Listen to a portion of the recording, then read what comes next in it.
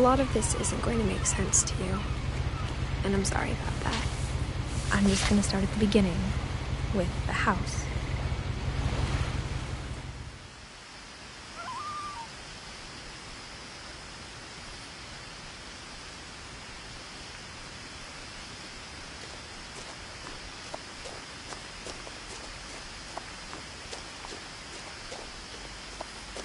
I lived here until I was 11, but I wasn't allowed inside half the rooms.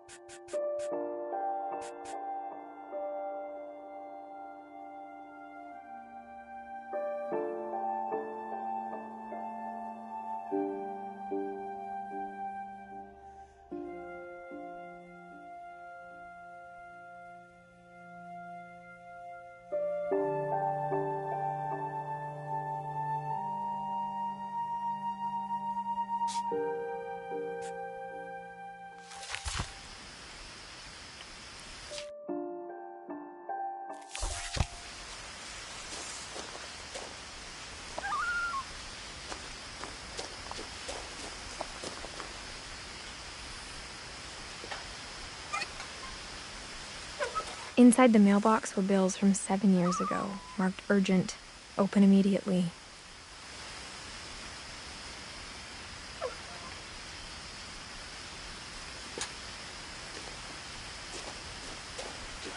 I hadn't been back since my brother Lewis's funeral.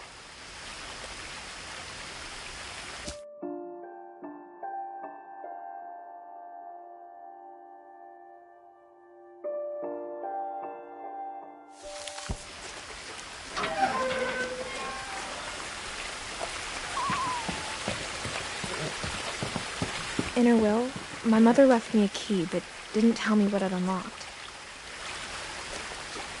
Maybe she thought I'd know. Or she thought that the mystery would be enough to bring me back.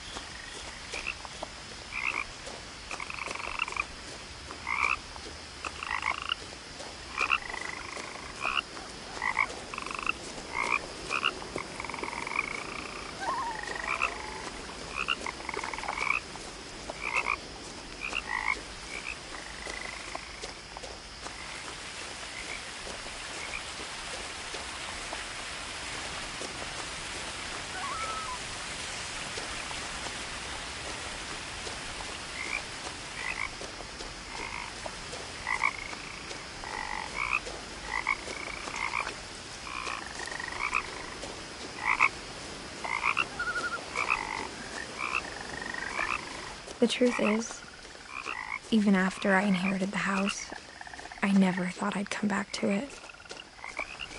But now I had questions about my family that only the house knew the answers to.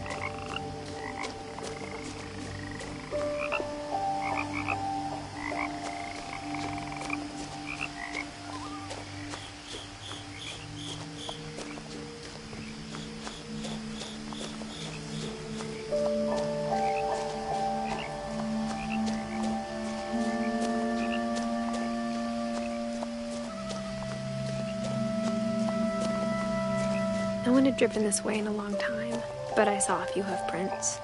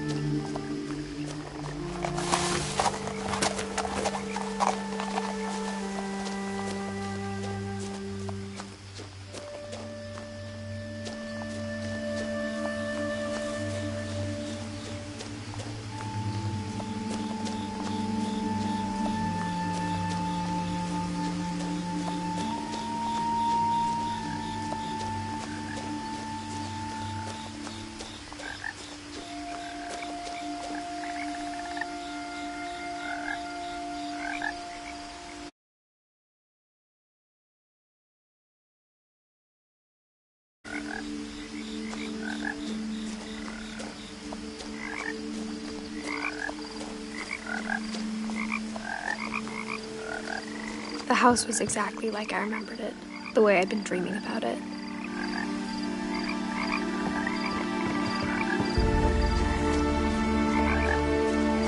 I asked Edie once about the dragon in the pond. She said it had killed her husband. I was 6. It seemed like an odd joke to me even then.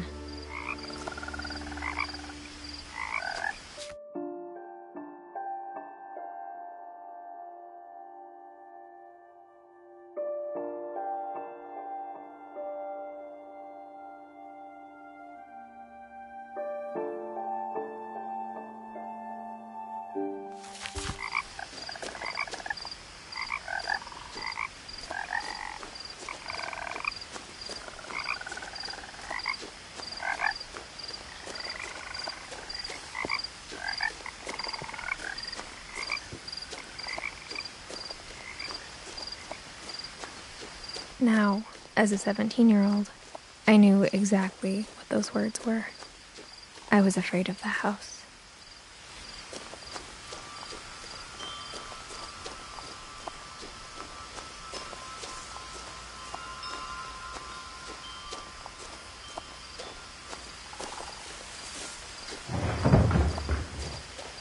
I heard something moving around in the garage.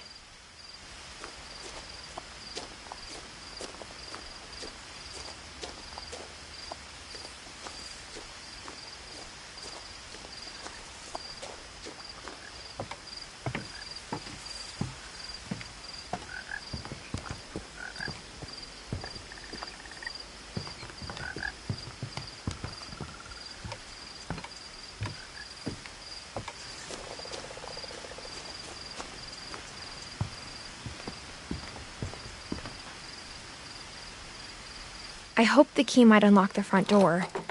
It didn't.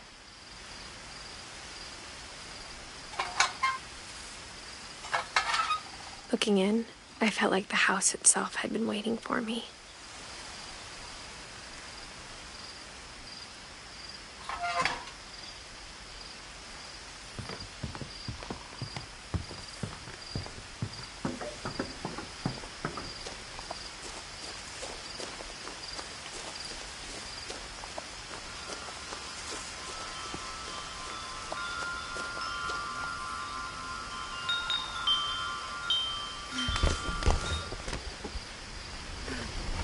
Crawling through the doggy door used to be a lot easier when I was 11.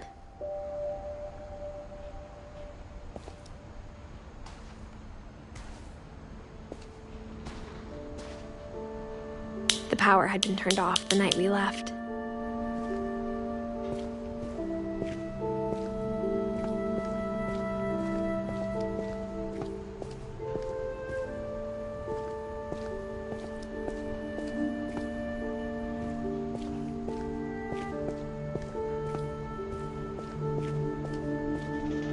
For the first time in years,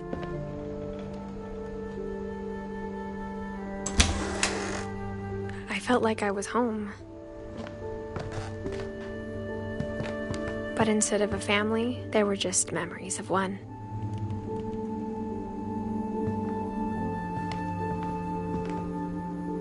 Like how only one restaurant would deliver to our house, so we had Chinese a lot.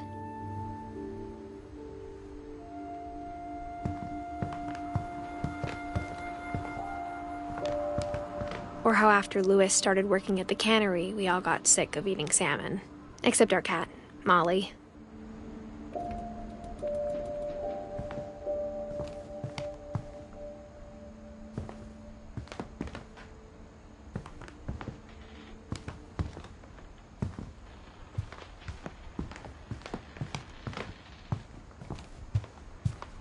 The table was still a wreck from the night we left.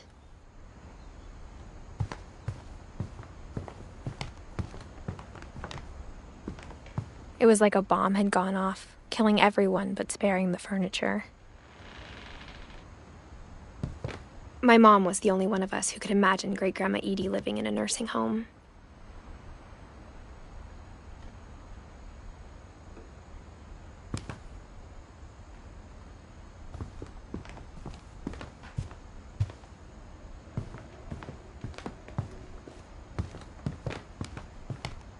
Nothing in the house looked abnormal. There was just too much of it, like a smile with too many teeth.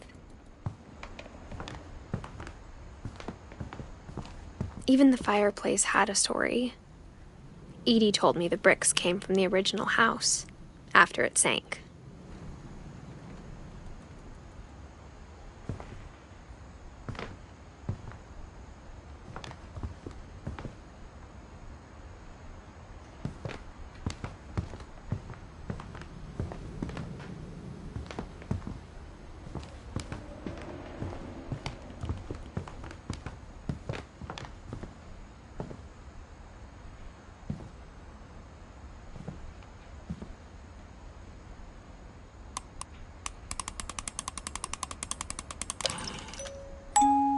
Great-Grandpa Sven built a music box for Barbara, along with the rest of the house.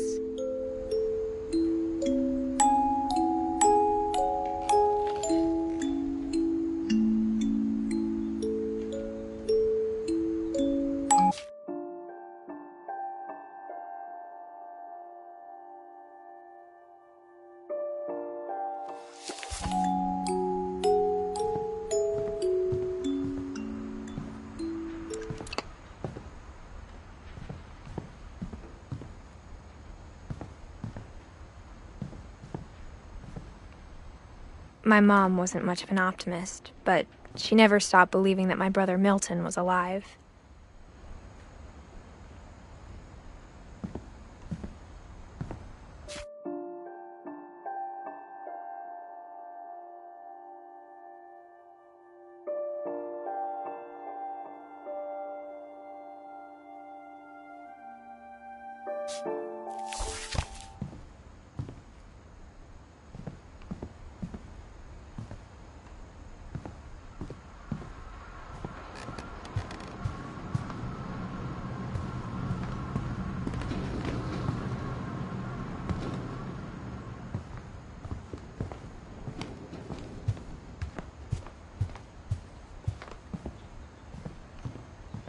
Mom always told me to stay out of the basement, so I wasn't too surprised when the key didn't fit.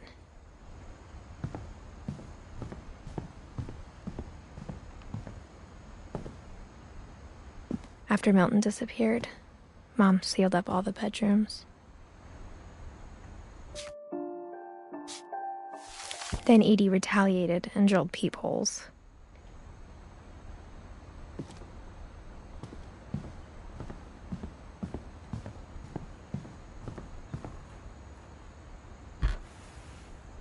Molly always seemed like a girl I could imagine being friends with, if she hadn't died in 1947.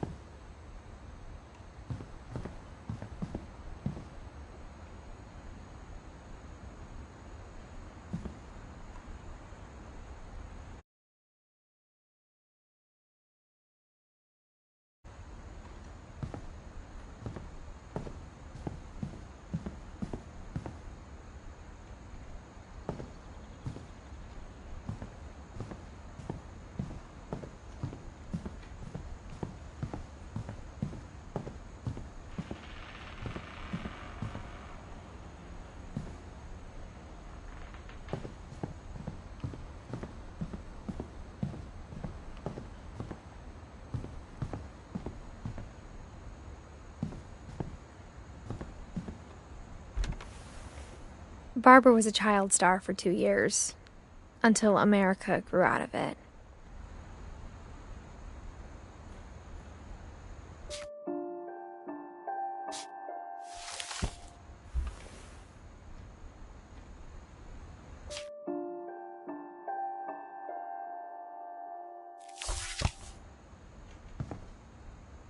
Edie's father, Odin, built the original house.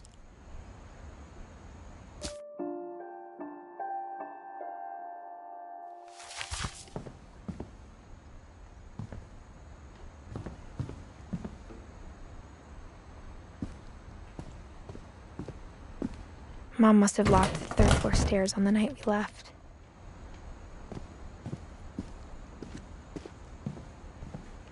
Whenever people ask me about my family, the first thing they always want to know about is Barbara.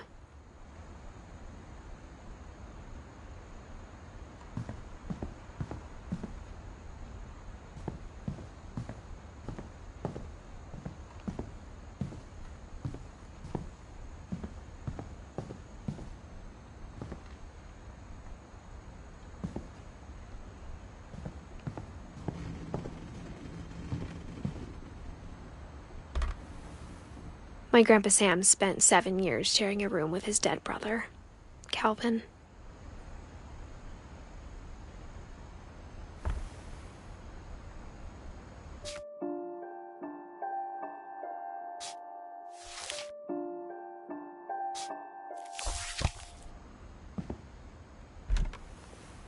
As a kid, I just assumed every house had peepholes and sealed rooms you weren't allowed inside of.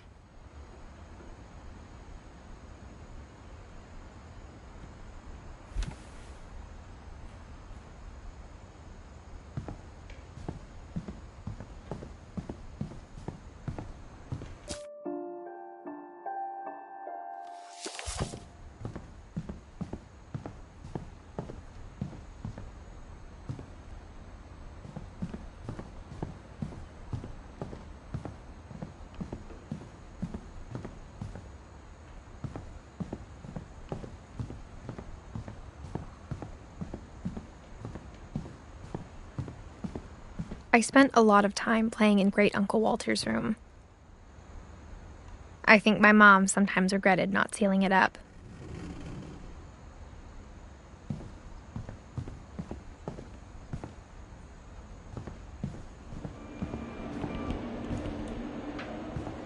Lewis told me there were secret passages, but I never believed him.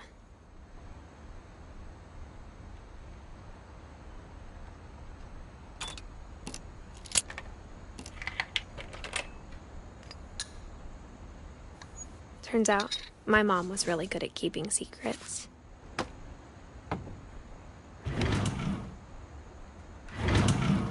Now it was time to find out what my mom had been afraid of.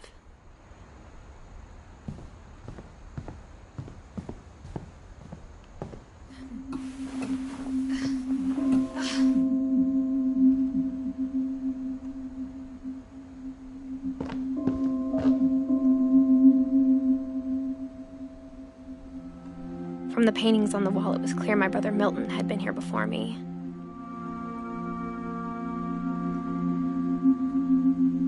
Reading this, maybe it sounds like I had a plan. But I had no idea what was behind that door.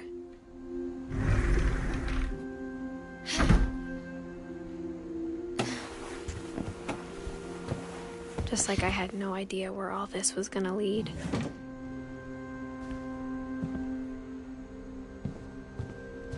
I grew up looking at Molly's room through the peephole.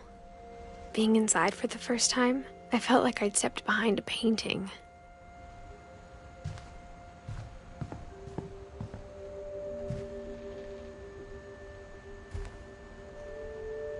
I got the sense Edie had spent a lot of time here, before my mom sealed the doors.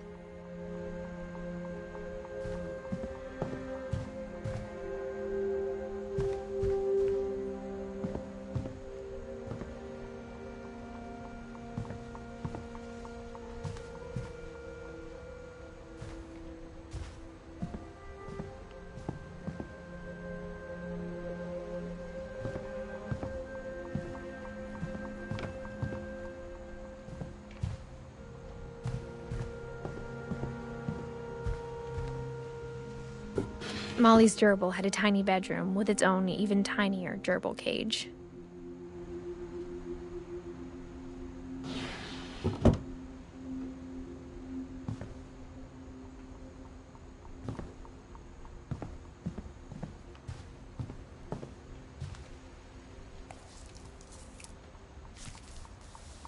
December 13th, 1947. Dear Diary, I'll be gone soon, but I wanted to tell somebody about what's gonna happen. It started when Mom sent me to bed without dinner. I woke up and I was starving, so I looked around for something to eat.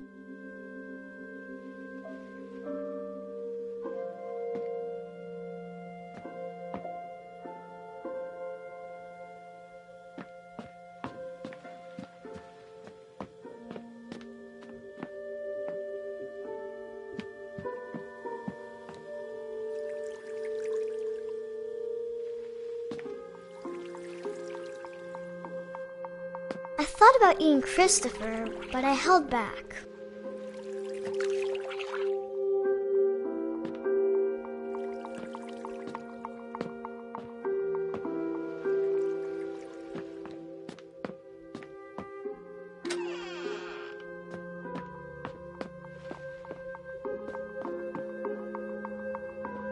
I ate a lot of things that night.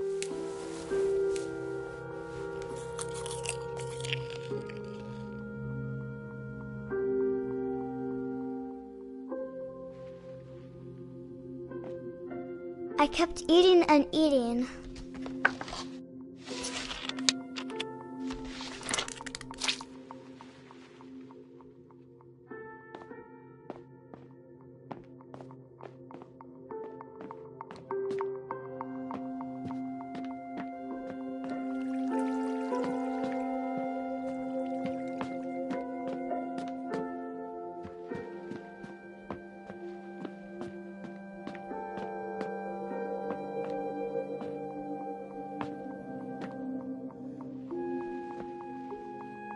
My Halloween candy was all gone.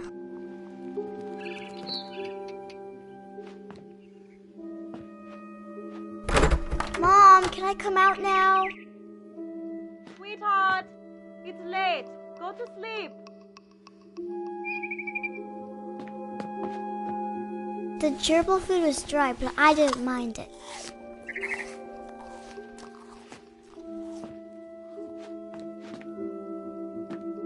Then I heard chirping outside my window. It was a barn swallow going back to her nest. I reached out for her.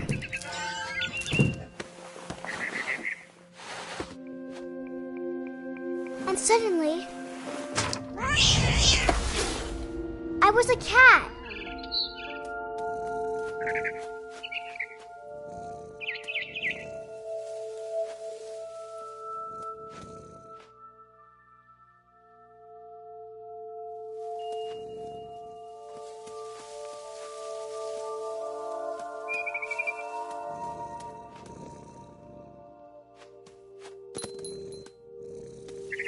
I tried to be quiet, but the bird was really scared.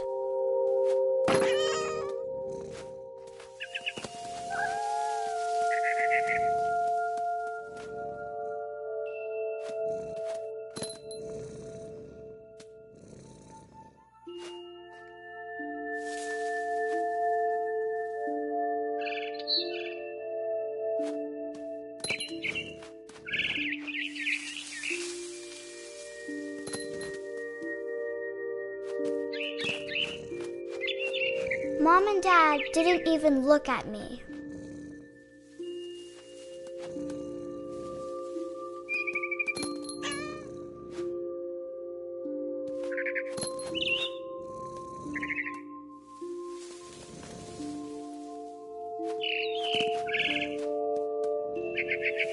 I jumped and I almost got her.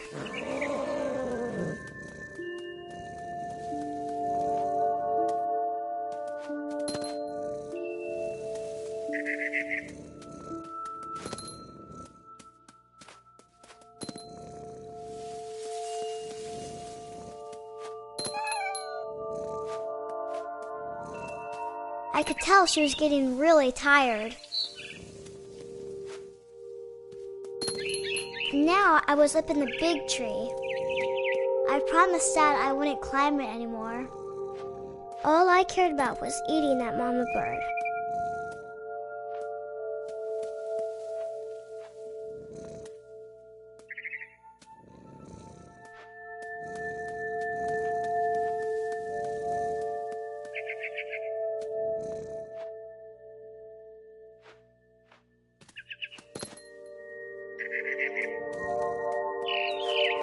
I gobbled her up. And suddenly, I was an owl. First, all I heard was the wind. Then I heard little teeth nibbling in the grass.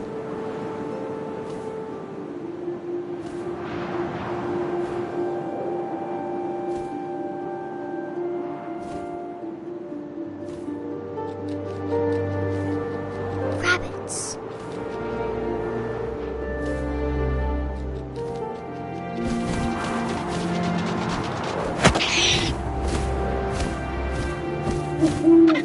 I imagined his face looking up and seeing mine through my talons. I swallowed him up, and I didn't chew one bit. Then I flew off to find something bigger.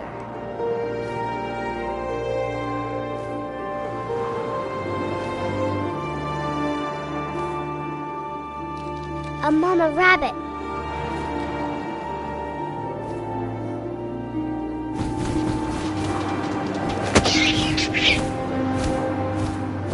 She was almost too big to carry. I started choking, but I couldn't stop eating. And suddenly, I was a shark.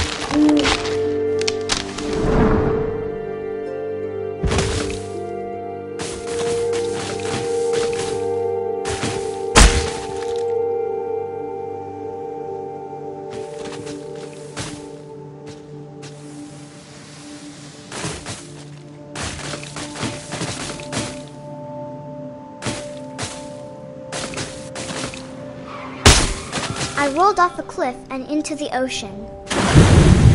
Now, I was hungrier than ever.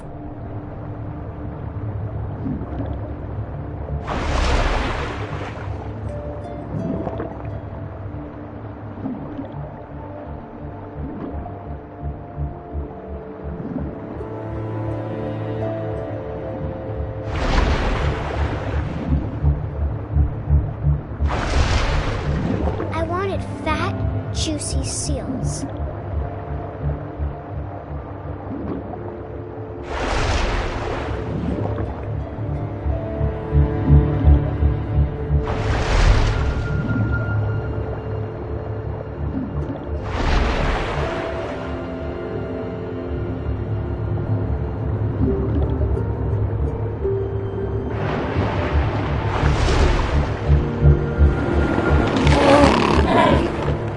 I tore off her flipper, and it tasted really good.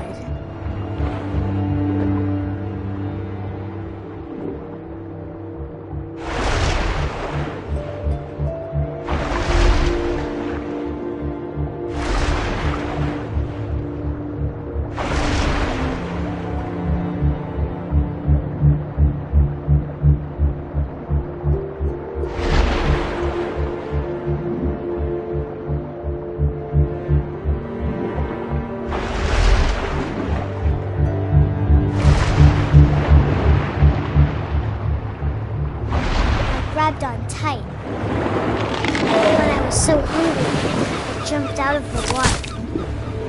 When I opened my eyes, everything had changed.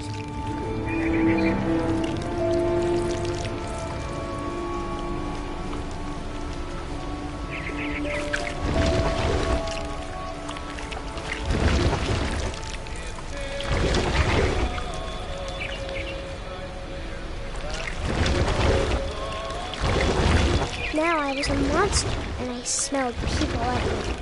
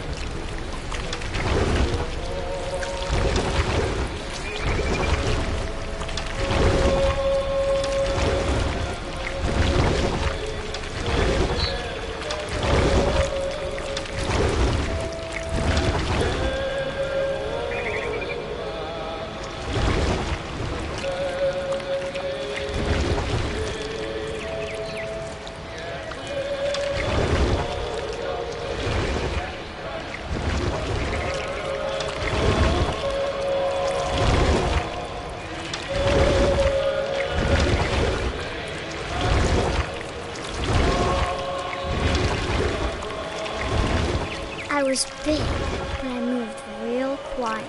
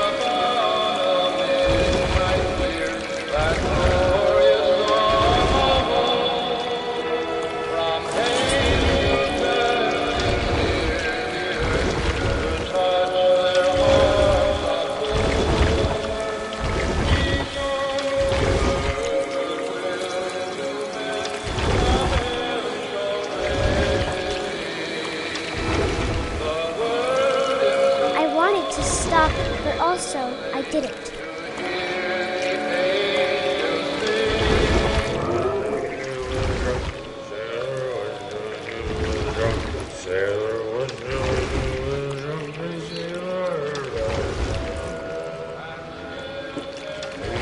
Belly was rusty, his belly was rusty, his belly was rusty, razor.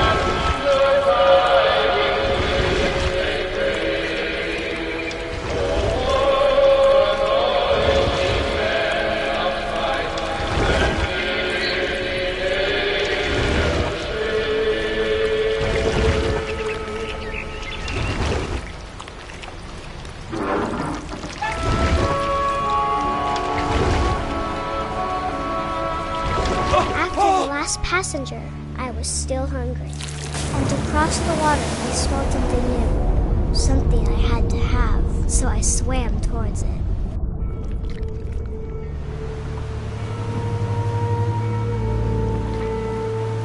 I slithered onto the sand, and the good smell went into an old pipe.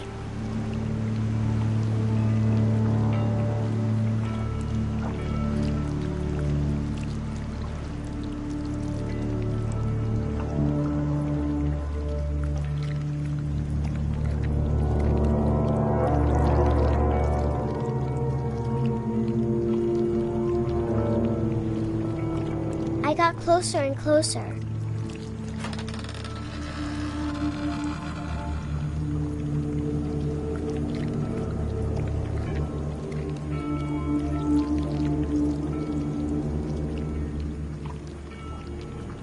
All my stomach started growling. And suddenly, I was me again. I held my breath for a long time, but I couldn't hear anything.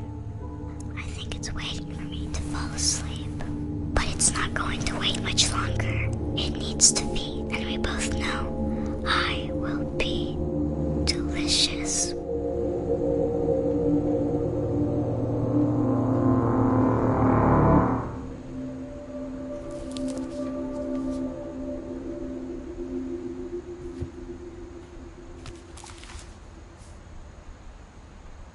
I'm not sure if I believed all of that, but I'm sure Edie would have.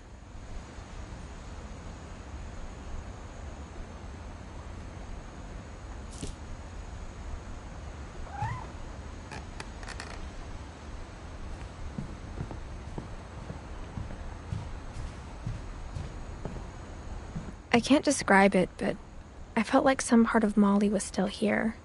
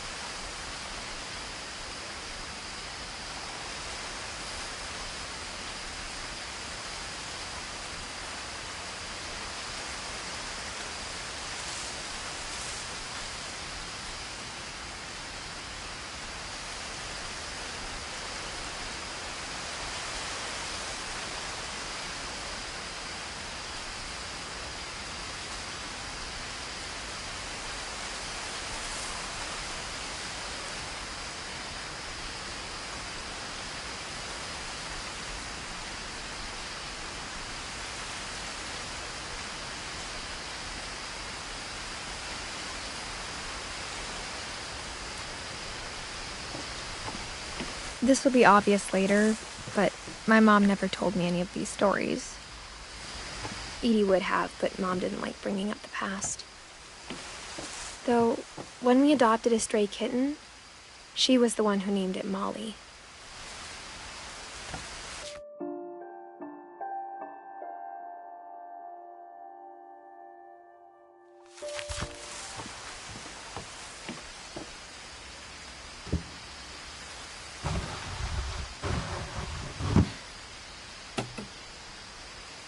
I spent a lot of time in Great-Grandma Edie's room.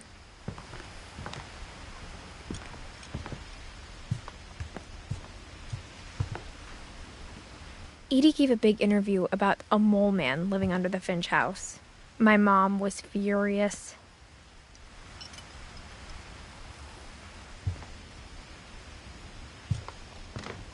When Edie told people Sven was killed by a dragon, she could also have said he was building a dragon-shaped slide that collapsed. She could have, but she didn't.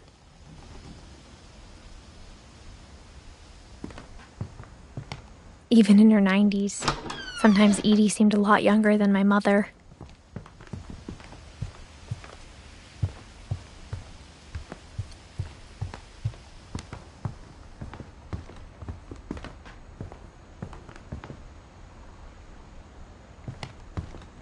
Her room was like a museum.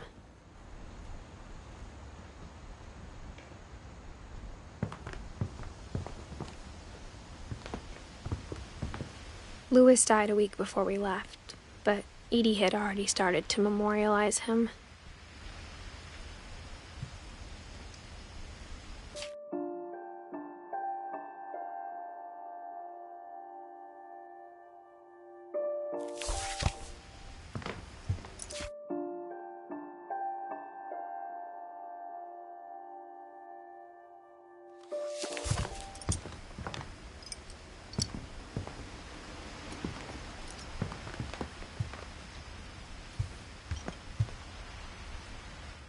I hadn't thought of myself as Edith Jr. for a long, long time.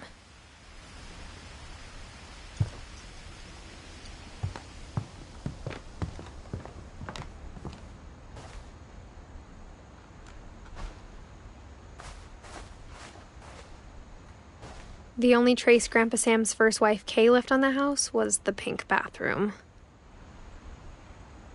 It was a pretty big trace.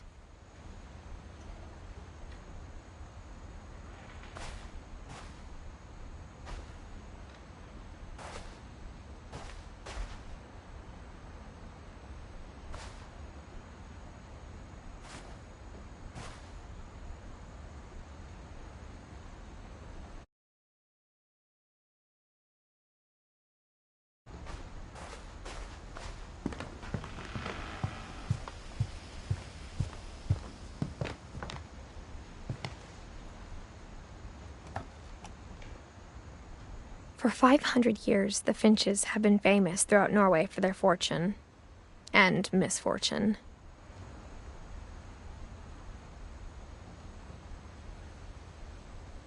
Odin Finch buries the latest victims of the family curse, his wife Ingeborg and their newborn son, Johan.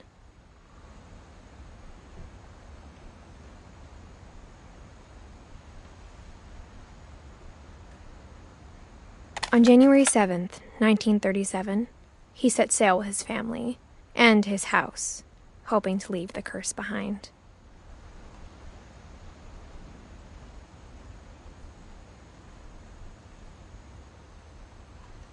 But 40-foot waves off the coast of Washington send the house and Odin to the bottom of the sea. Odin's daughter Edie, with husband Sven and baby Molly, step ashore on their new home, Orcas Island.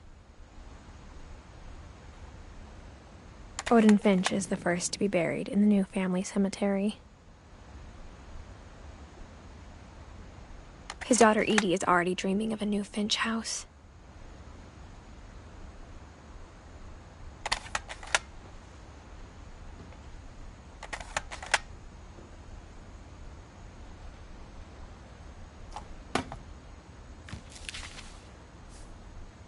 Whatever's wrong with this family, it goes back a long ways.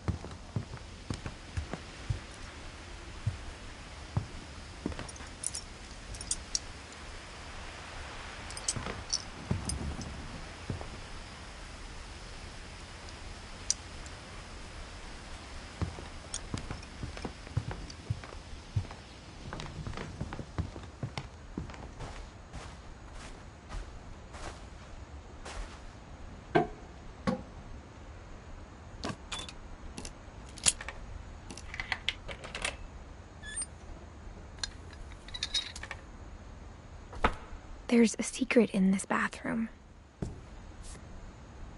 It's in the last place you would look.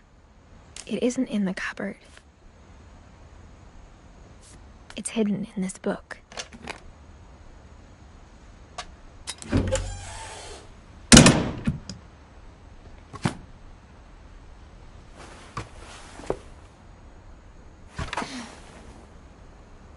Sven gave Sam an old camera he'd refurbished.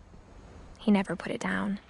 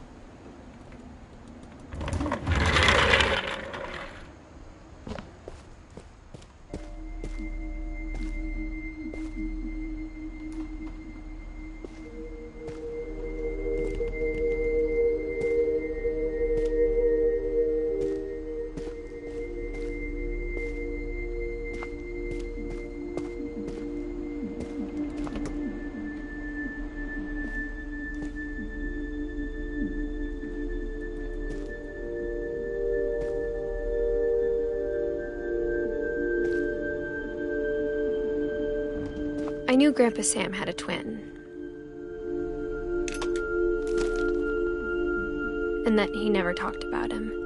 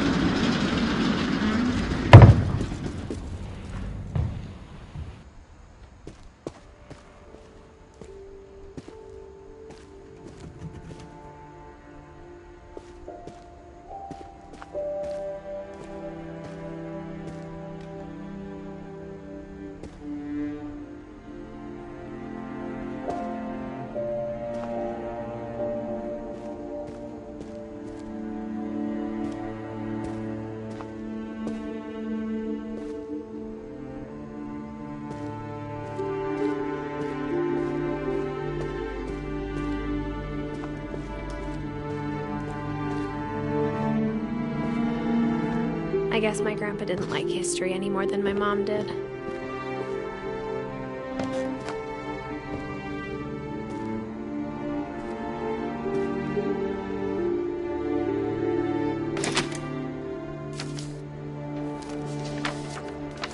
How I Want to Remember My Brother by Sam Finch. The thing I remember is that when he made up his mind, that was it.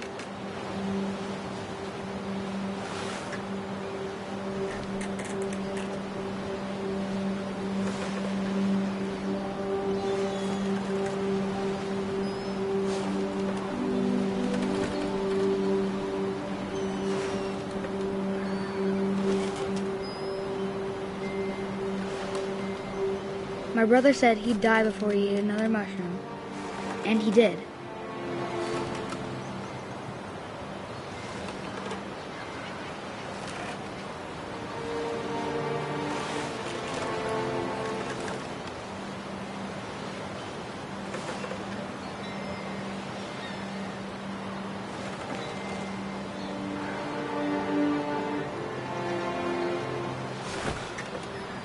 At Barbara's funeral, we swore we'd never be afraid again.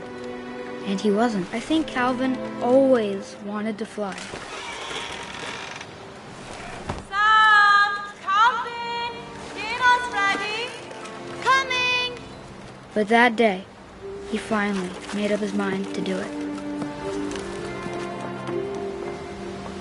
I told him going around was impossible. And maybe if I hadn't said that,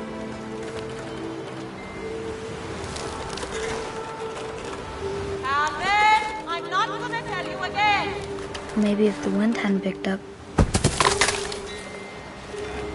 then maybe he'd still be here. But I doubt it. I think he'd already made up his mind. That's what I want to remember about my brother.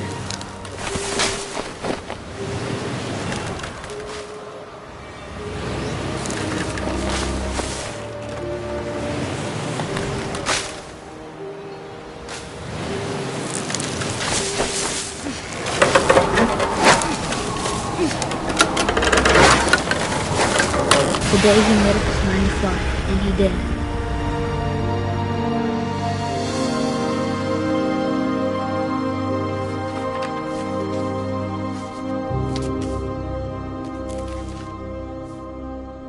Calvin's story felt strangely familiar. When I was younger, I remember trying to do the exact same thing.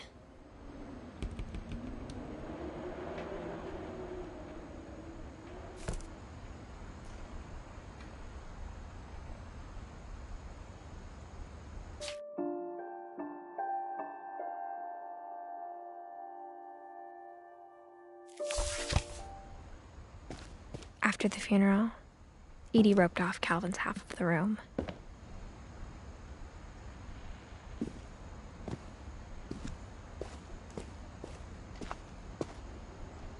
Mom said Grandpa Sam enlisted at 18 and never set foot in the room again.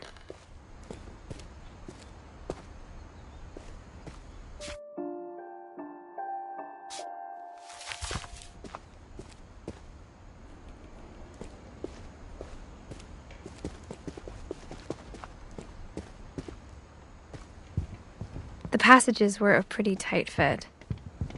They'd obviously been built for smaller hands and bellies.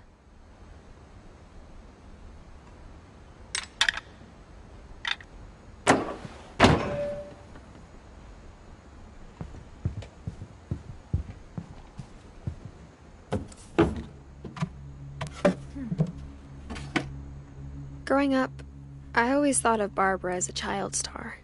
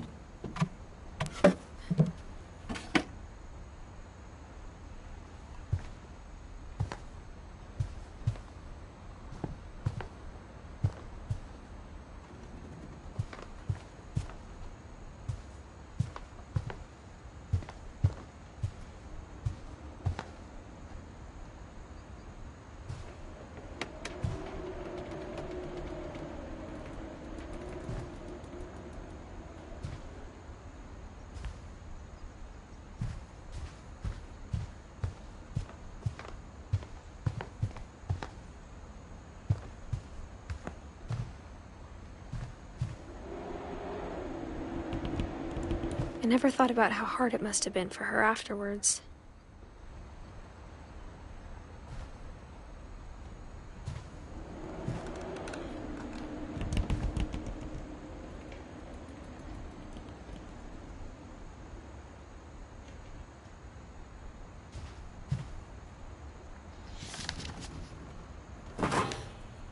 Of all the stories people wrote about Barbara's death, I'm surprised Edie saved this one.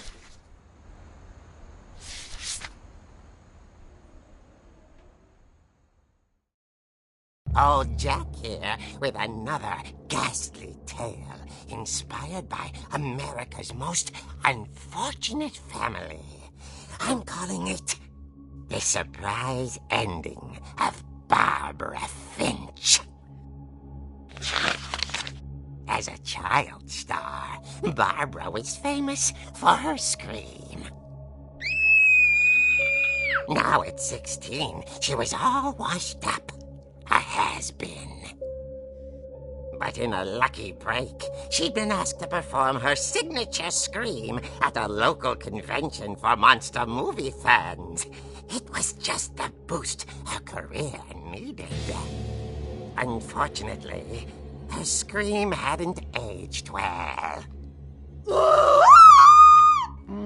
Getting better. I think you just need the right motivation. Her biggest fan and current boyfriend, Rick, was about to demonstrate when... Now that was a great scream. It was Barbara's father, Sven. He'd slipped into a table saw and had to be rushed to the emergency room.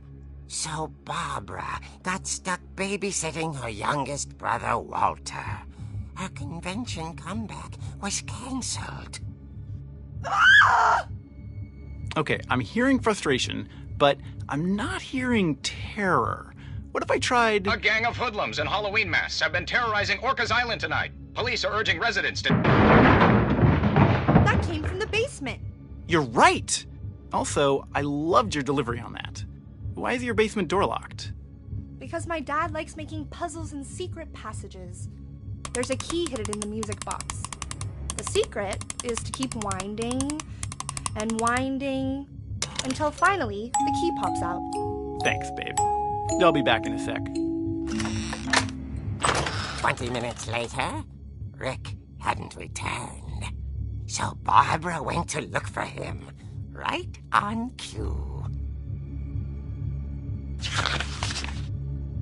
She reached for the music box.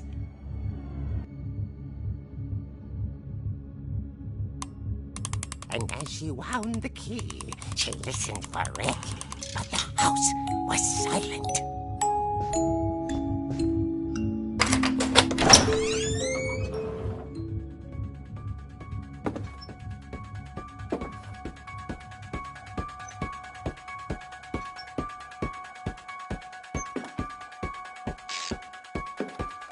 She found Rick's crutch and imagined the worst.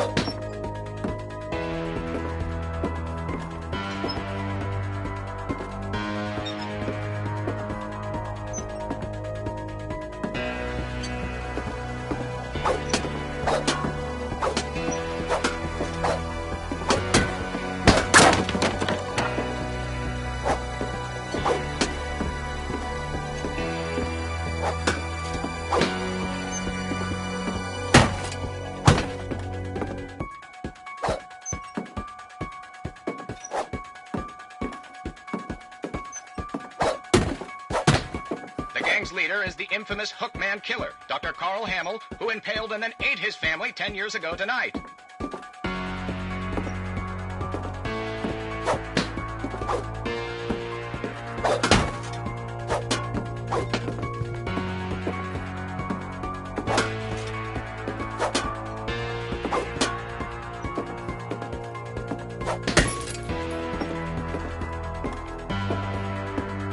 The old fridge rattled and grew still.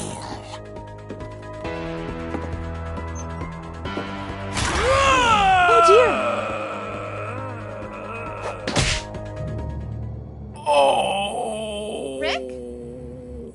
Barb, relax. I was just trying to scare you to help you find your scream. Well, I'm not scared, Rick. I'm furious. Then act furious. All I'm getting from you now is that you're hurt and confused and you're... She threw him out, but she kept a little something to remember him by. Barb, have you seen my other crutch? And she was still holding it when she fell asleep watching the late picture show. Hours later... Barbara! Walter, what's going on up there? Ah! Okay, I'm coming up, but if this is a trick, you're dead, Walter.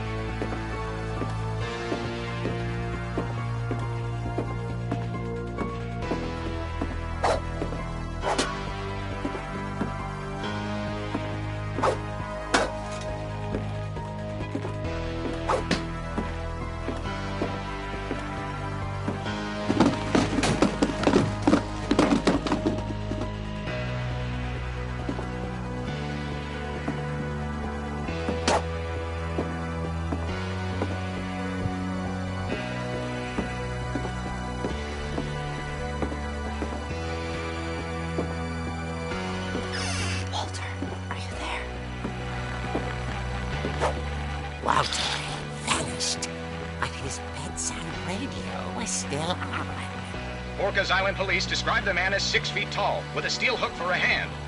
Residents are urged to lock all doors and windows and notify the police of any suspicious activity. Barbara turned, saw the hook man, and was speechless. He was quite smashing. What he really was, he couldn't get enough of Barbara. Okay, Barbara, there's gotta be another way out of here.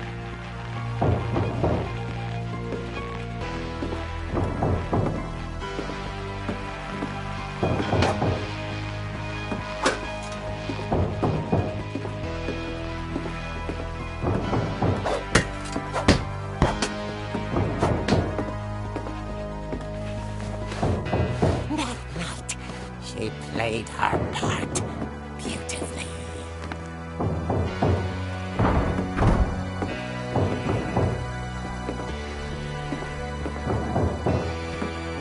Molly's door hadn't been opened in years.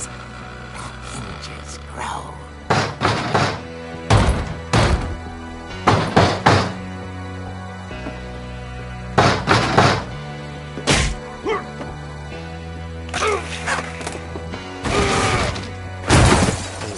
Moving, but she sensed the story might not be over yet.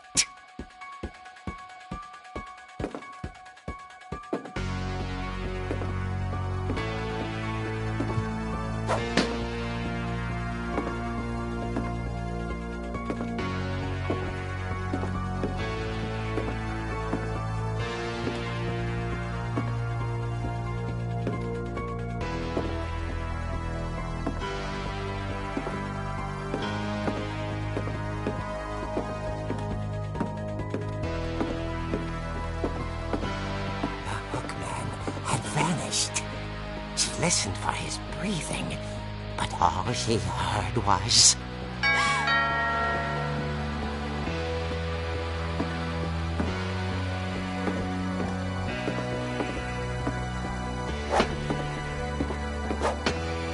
Someone at the door was dying to speak to young Barbara.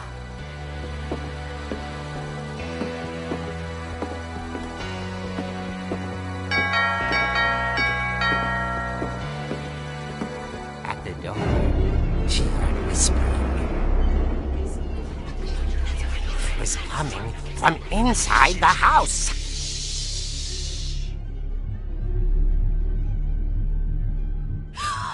Oh dear. Surprise! Bravo, Barbara! You were wonderful. The monsters had come to surprise her. For Barbara, it was a dream come true. Then she saw what kind of monsters they were, and she realized what was about to happen. She was going to be famous. And with her final breath, Barbara Finch gave the performance of her life.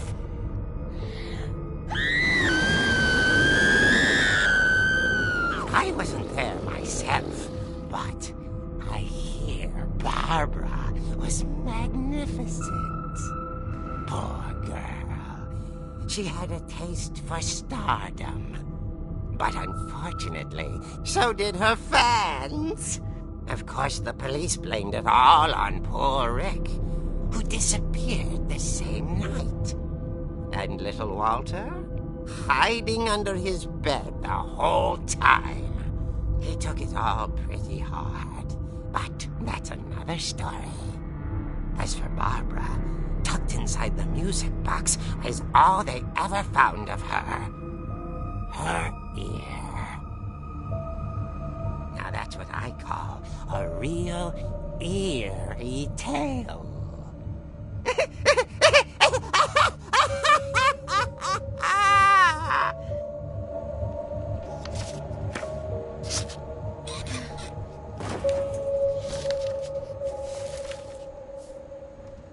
Edie told me all Barbara wanted was to be remembered, as absurd as that comic was.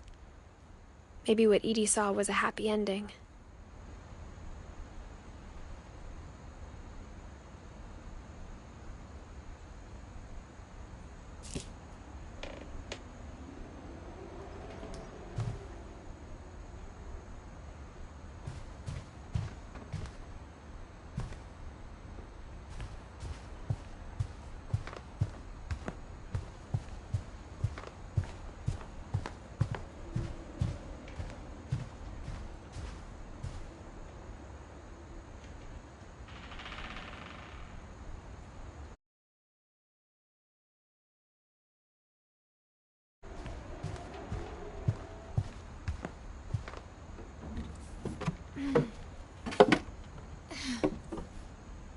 I guess now I know why Mom didn't like me playing with the music box.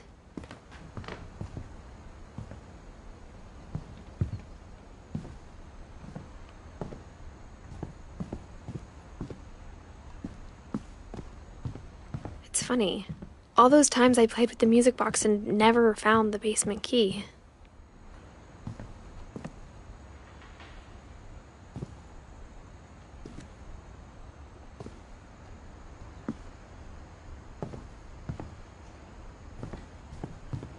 A lot of things got left behind in the whirlwind of that last night.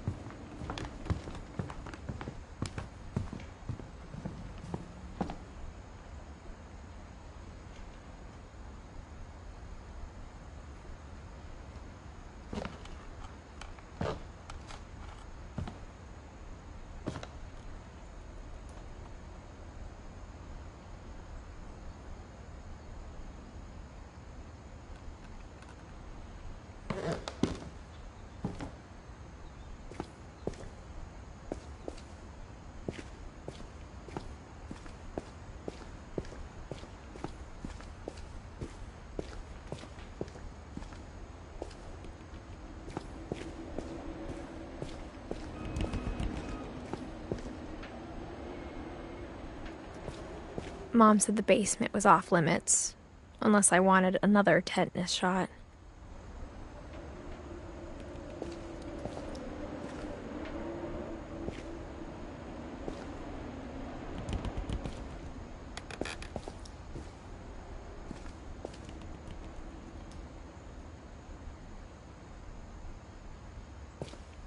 I saw Edie sneak down to the basement once, carrying packages.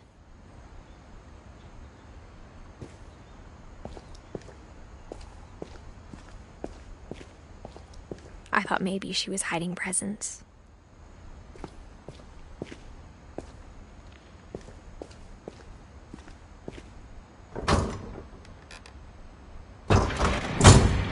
It turned out she was hiding a lot more than that.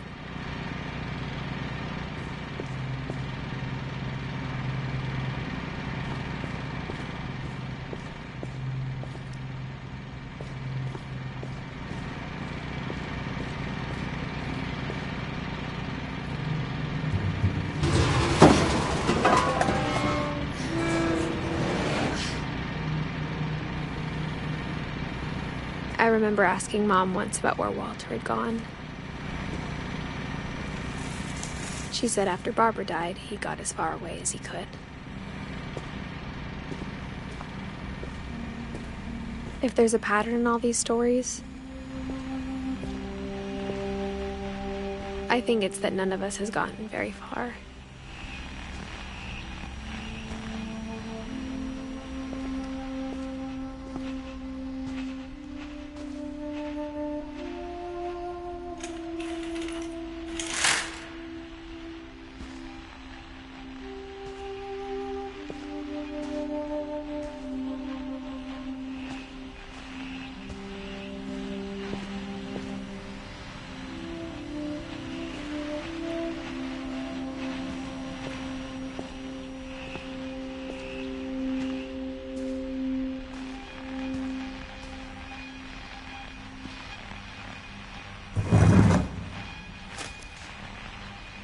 Goodbye, everyone. I can't believe I've been down here for 30 years. On that first day, after the shaking started, I didn't think I'd survive a week.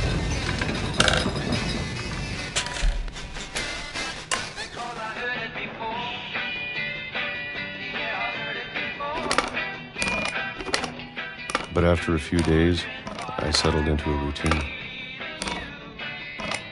That's what kept me sane. Having a schedule, living for today. I always expected to be dead tomorrow.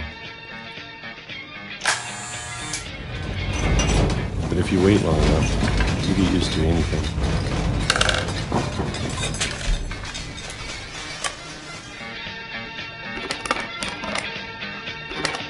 Even a monster on the other side of a door starts to feel normal. Almost friendly.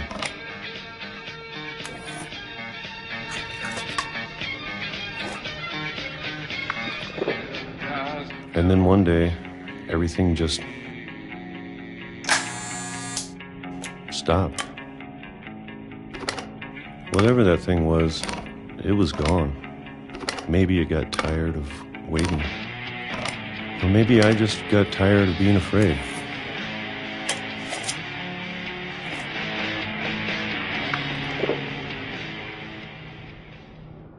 It's been a week now, the longest in 30 years. I'm done waiting. I have to leave while I still can.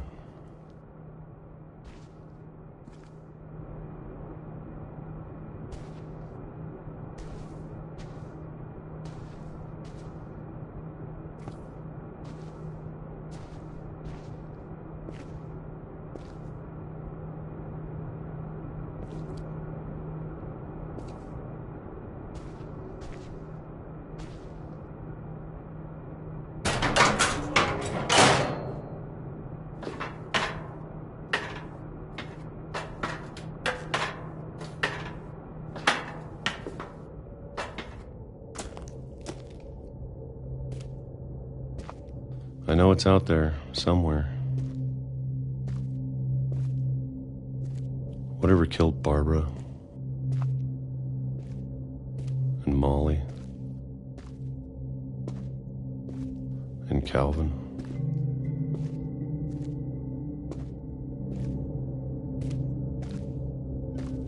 Maybe this is all a mistake.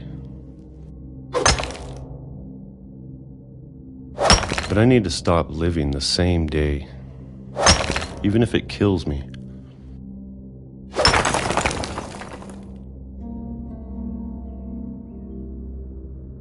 Whatever's out there, I want you to know I'm ready for it. I'm going to appreciate all of it, especially the food. I don't mind if I only have a year left. Or a month. Or a single week. I'd be happy with one new day. I can already imagine the sun on my face.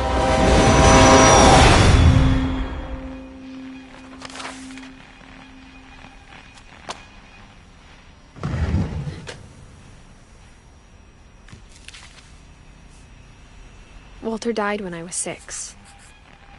I can't believe my mom never told me he was down here.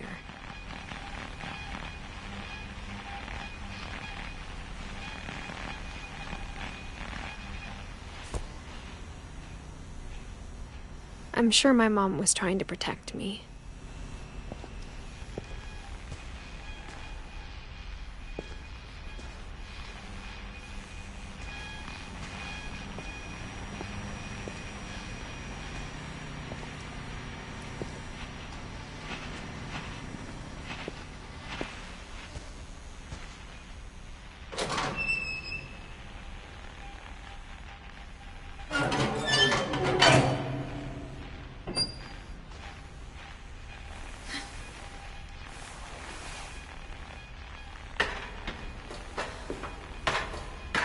Maybe she was afraid I'd end up like Walter.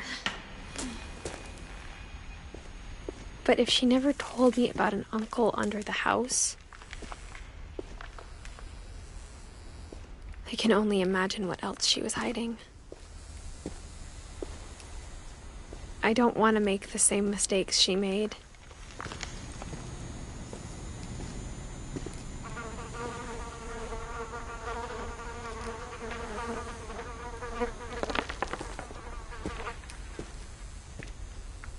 Trying to bury something that's still alive.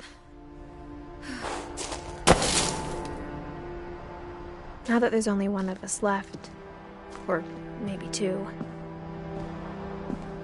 I thought it was time I heard the stories for myself and found out what happened to everyone else. But now I'm worried the stories themselves might be the problem. Maybe we believed so much in a family curse, we made it real.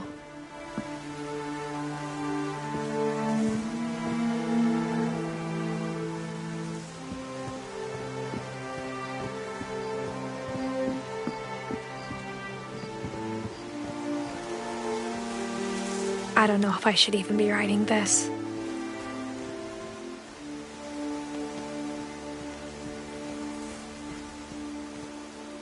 Maybe it'd be better if all this just died with me.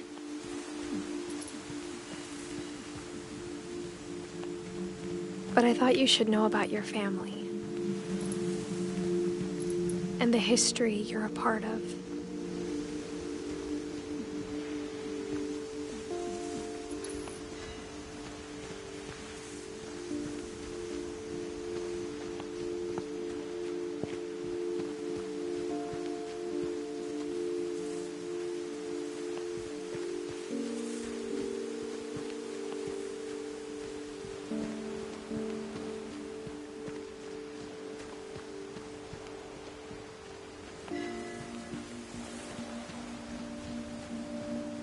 Though to be honest, I feel as lost as you probably do right now.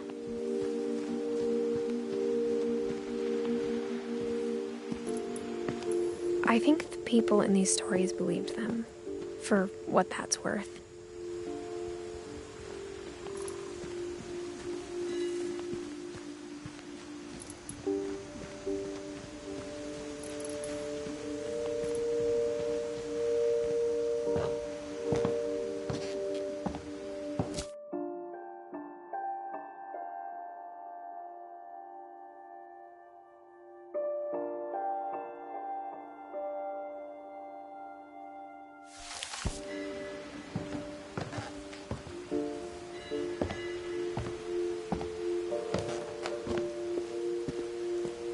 And when you look at the house, that history of imagination and stubbornness and madness, any of it seems possible.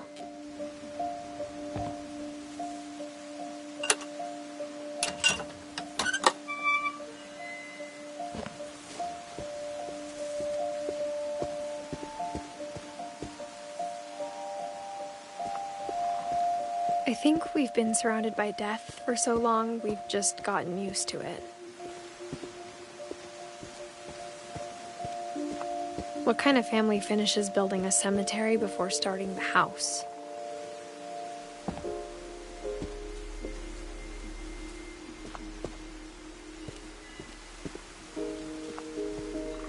It's embarrassing for me to admit this, but the pet cemetery made me more uncomfortable than the human one. 3 of the gerbils were mine, and 2 had been my fault.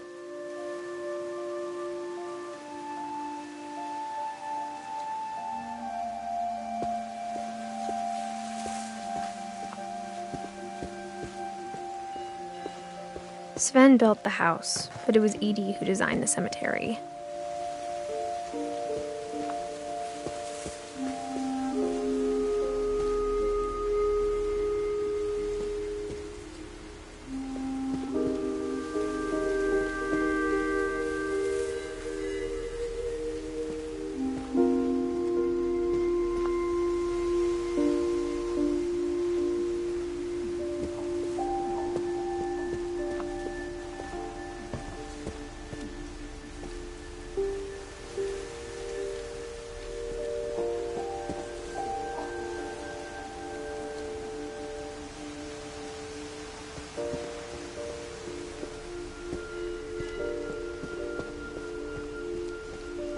I'm sure Odin's monument had been Edie's idea. My mom was always trying to move on, but for Edie, the past never went away.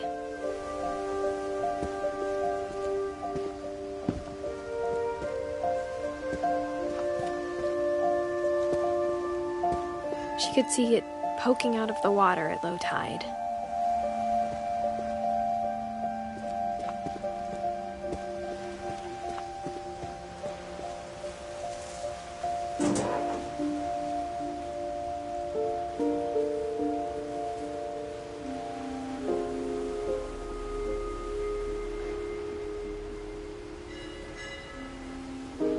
Edie said she dreamed about the old house every night.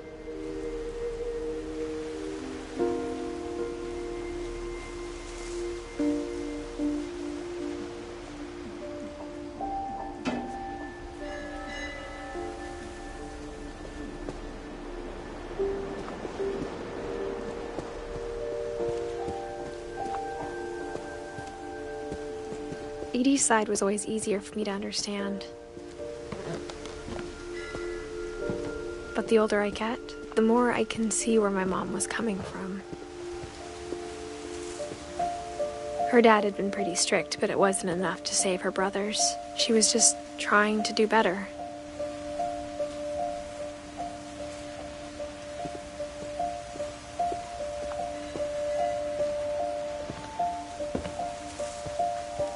She lost 2 of her brothers, just like I did. I get why she tried so hard to protect us.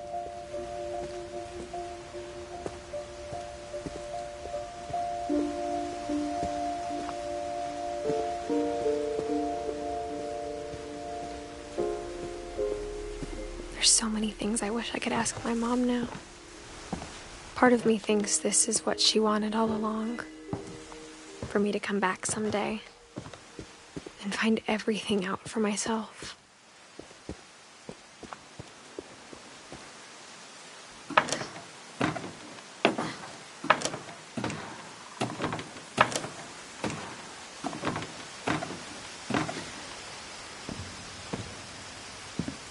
But looking back on it now, if she told me there was going to be so much climbing,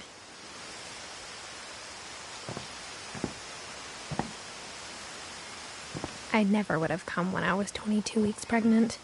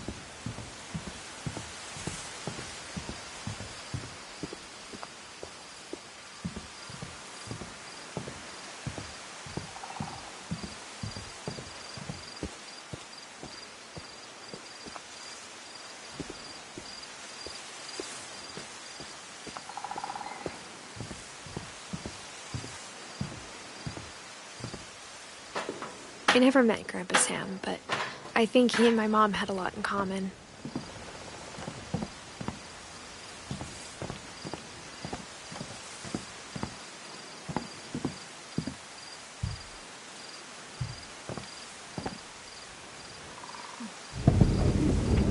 They were both pretty intense.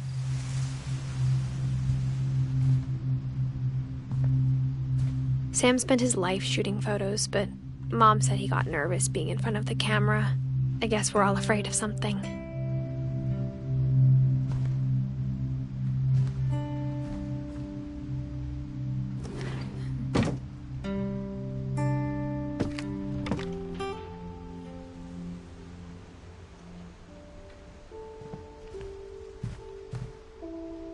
Instead of hiding from death, Sam seemed to go out of his way to meet it.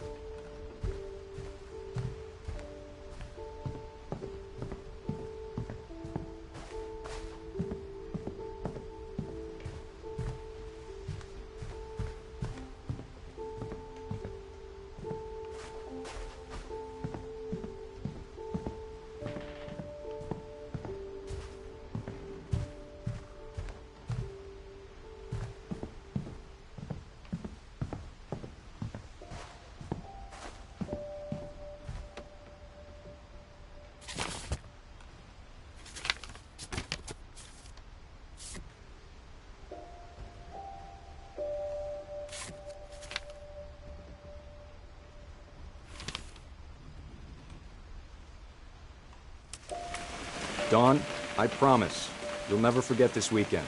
Yes, sir. These memories are gonna last a lifetime. Mm-hmm. Am I gonna have to shoot anything? It's a hunting trip, Dawn. Shooting is strongly encouraged.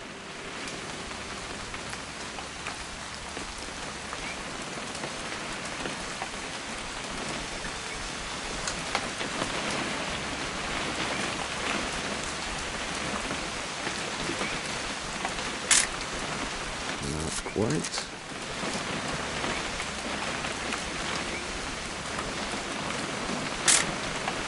Shouldn't we be leaving? Just want to get a shot of you, Dawn, then we can take off.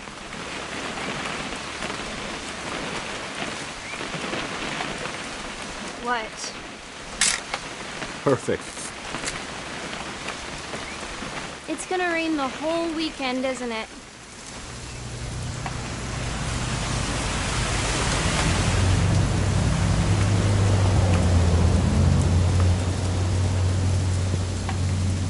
Never forget this weekend, Dad. That's the spirit.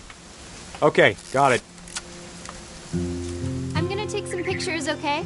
Just be careful. That camera's older than you are.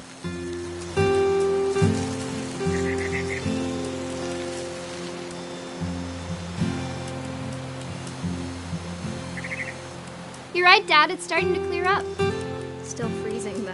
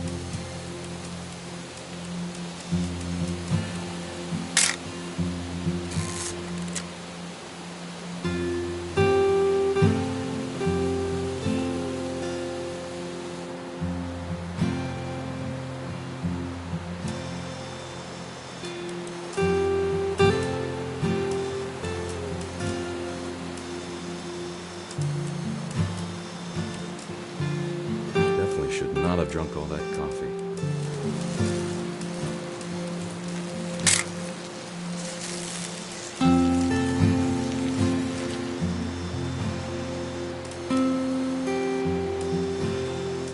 Nothing quite like being outside.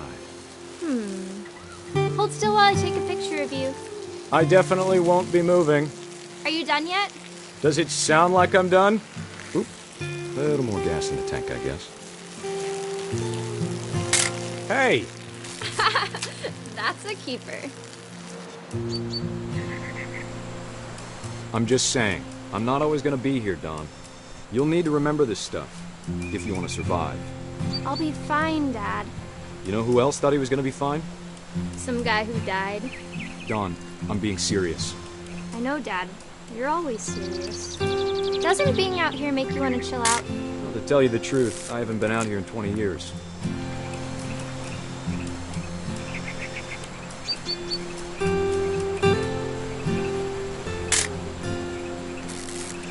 Last time I was with my brother Calvin. Man, that was a great trip. Your grandpa's fence.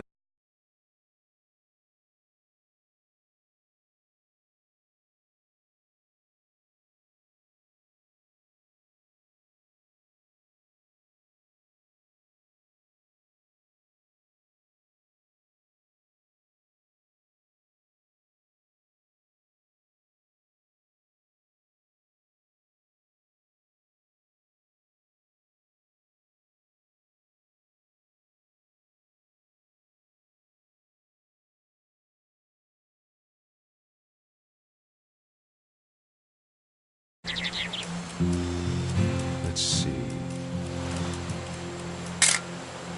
Don, don't you think you could find something more interesting to photograph? You don't need to waste any more film on me, kiddo.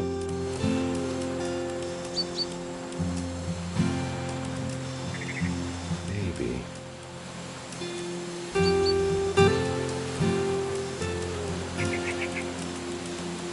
Or was it?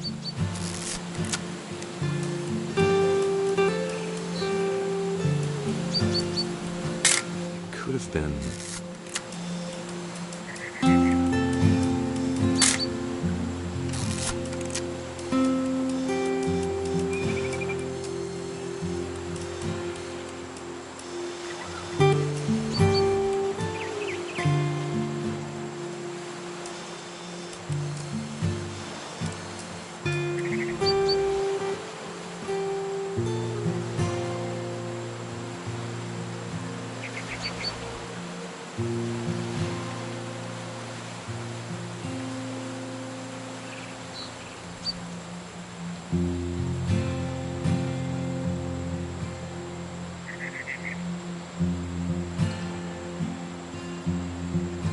Dad! Good eyes, Don. Before you take the shot, let me get a picture of you.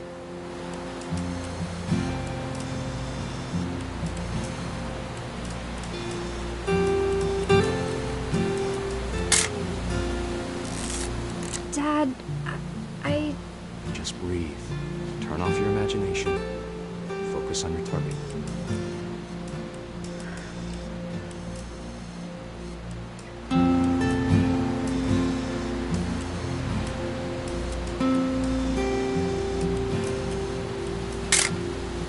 I'm over here, Dad.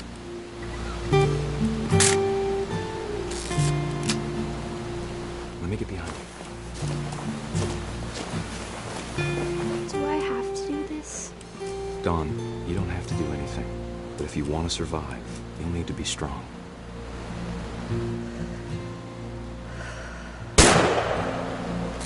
Great shot, Don!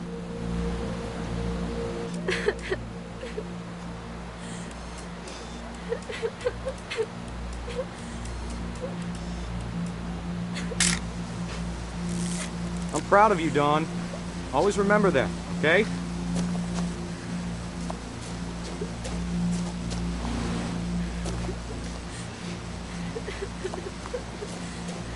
Sorry, Don. Just gotta reset the timer.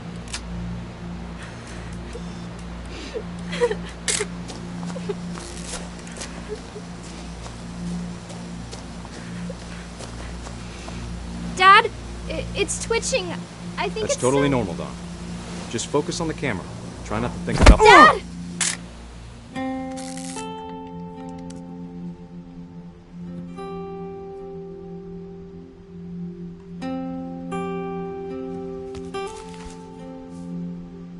Of all these stories, that's the one I wish most that my mom had told me.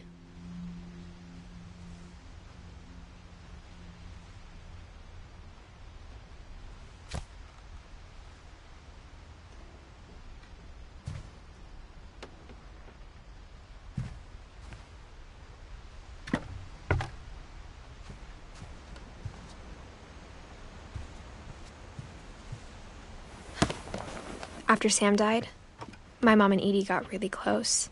They'd both lost a lot.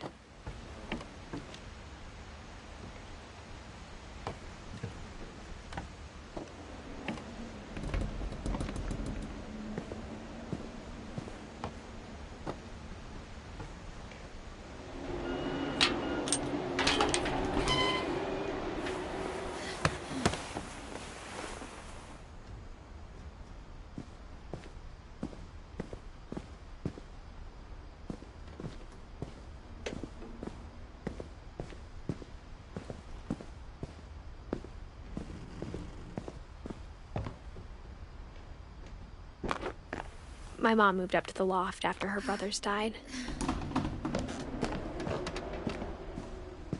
At the time, it was as far away as she could get. I can't imagine my mom ever writing poetry, and yet...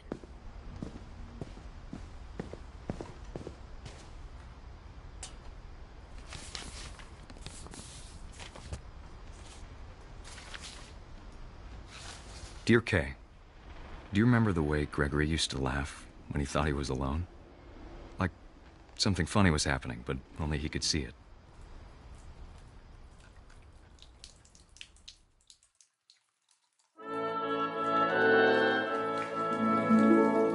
I think he saw things the rest of us don't.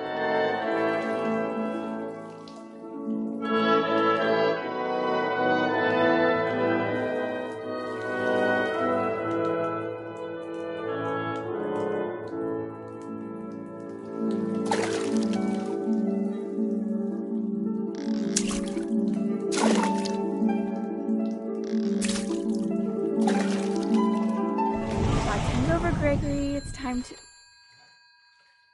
Hold on, sweetie. Hello? Sam, I told you I don't want to talk right now.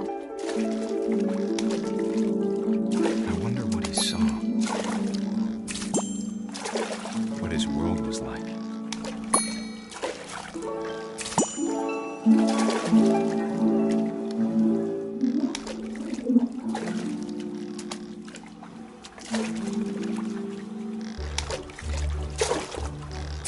He reminded me so much of Calvin. Lost in his imagination. Whatever it was he saw.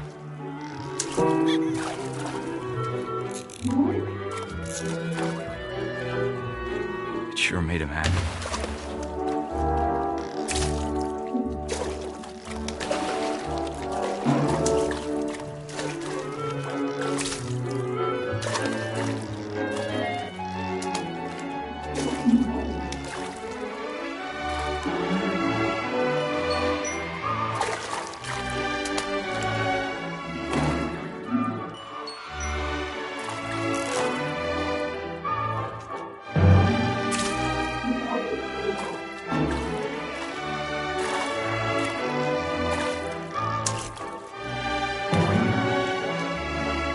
I know how silly it sounds.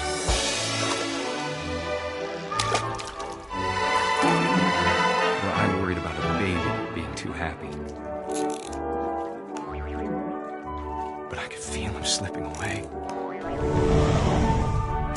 Sorry about that, Gregory. I know you did everything you could. Maybe if I hadn't called that night. Damn it. Hold on, I don't want Gregory to hear this.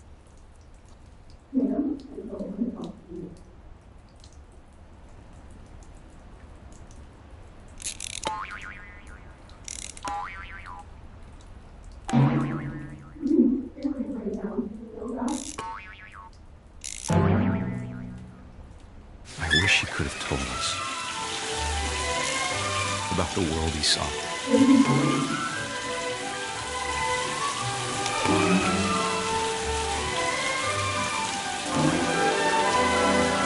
There's so much I don't understand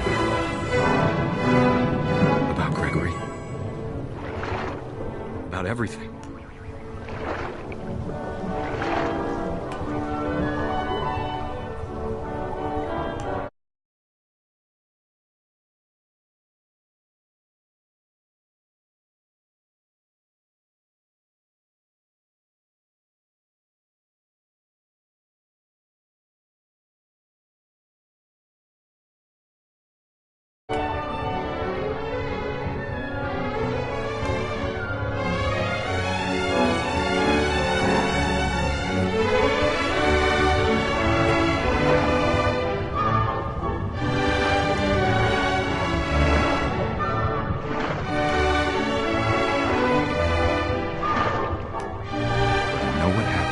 Wasn't your fault.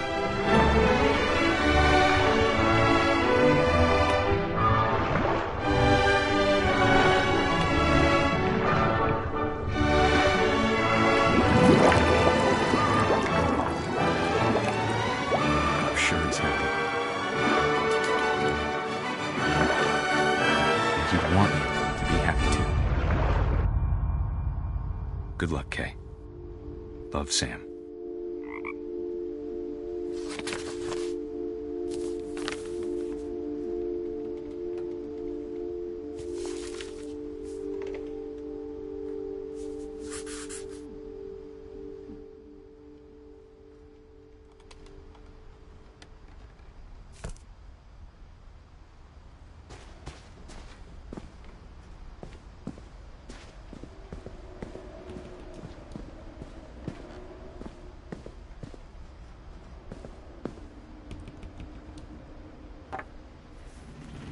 A poem for Gus, who always said the wedding was a bad idea. Our father never hit us kids, at least not very hard, before the day my brother said with teenage disregard that he'd be dead before he'd see a wedding in our yard.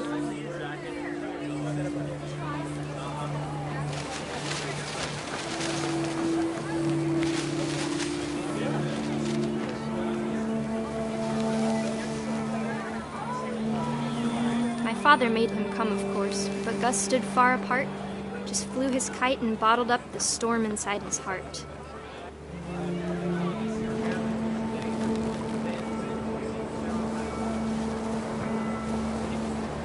I tried to talk him out of it, but though he'd never met her, we don't need a stepmom, were the words that I now pronounce you husband and wife.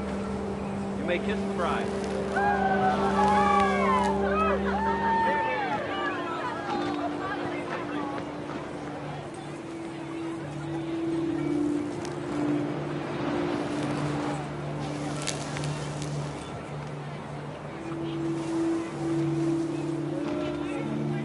When the time for photos came, Dad ordered him to come here.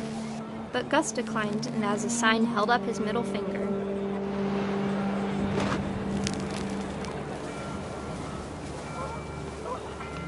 The wind picked up and panicked geese appeared and quickly went. But all the humans did that day was go inside the tent.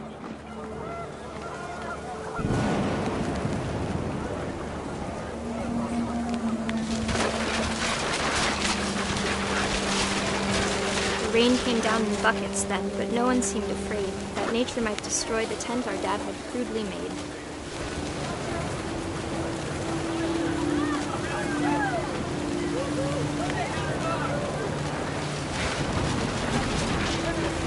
The thunder sounded much too close and full of angry power.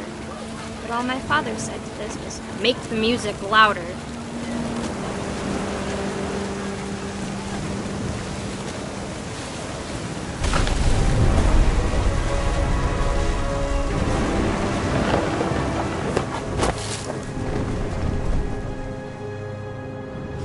I wish that I could truly say I thought about you on that day. Out there on the beach alone, just you, the wind, the sea, and foam.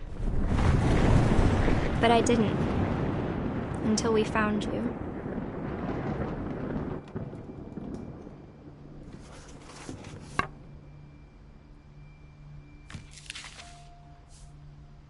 She never talked about him, but Mom told me once if I was a boy, they were going to name me Gus.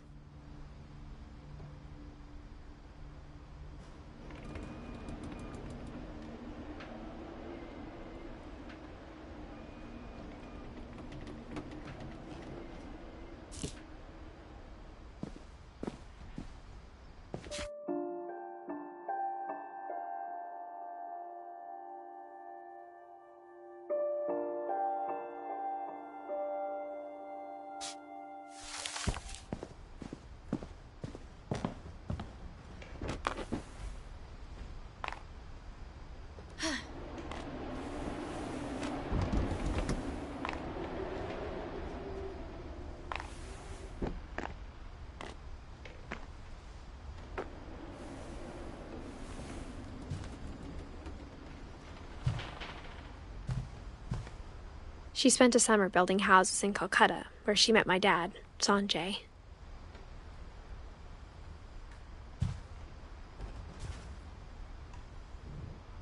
My mom moved to India a week after graduation and got a job teaching English.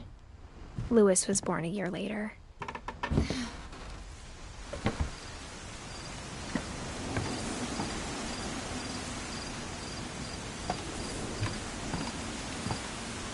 When my dad died, I don't think Mom knew where else to go.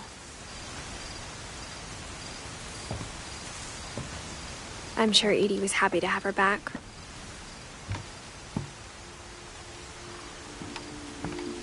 The house had to get a little bigger, but Edie was used to that.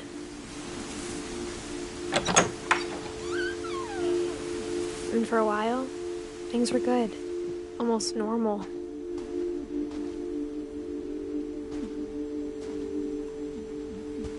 But it didn't last. The beginning of the end was Milton's 10th birthday, when Edie gave him a castle.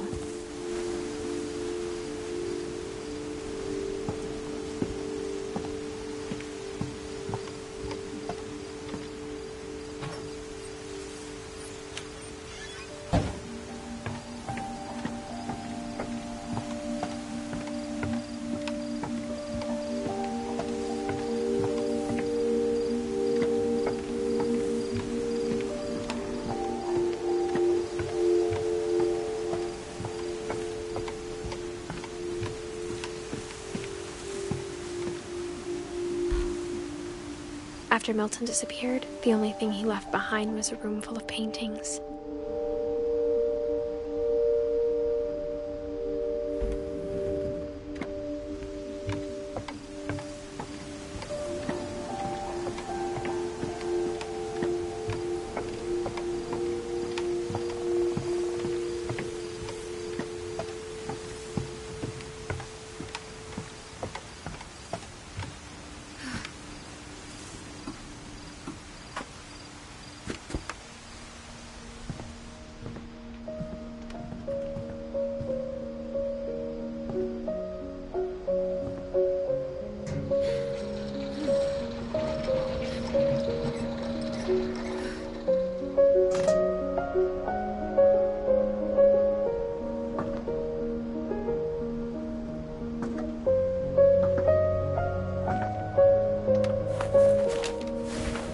Milton Finch in The Magic Paintbrush.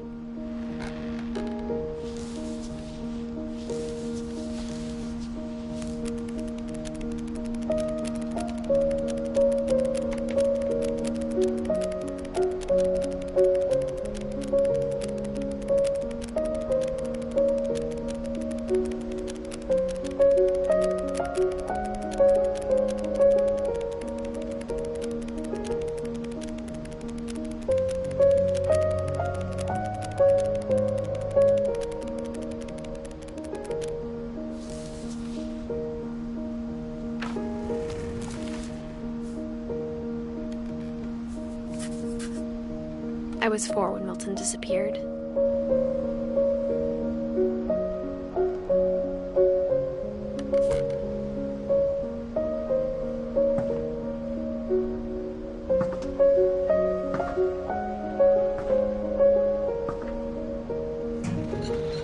Mom spent months searching for my brother. Then she sealed the doors.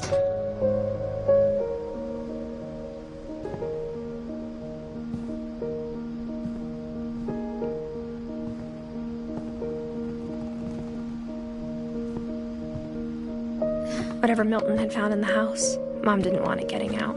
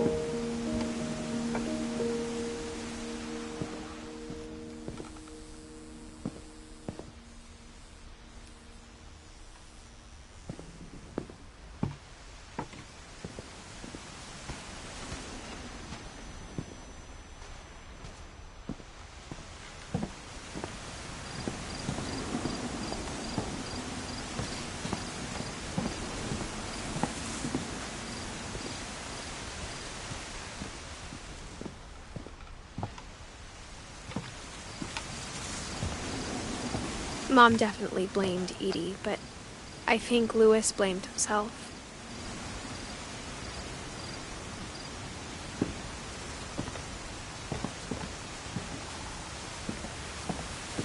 After he graduated, he just spent more and more time in his room, until Mom got him a job at the cannery.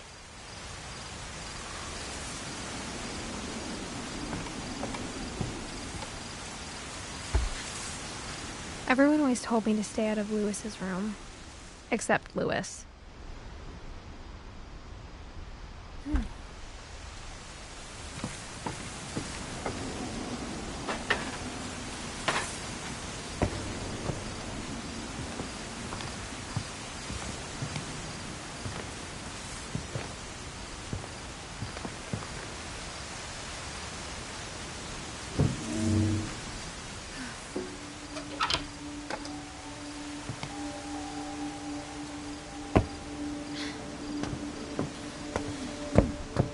Louis's room smelled very, very familiar. That part of him lived on.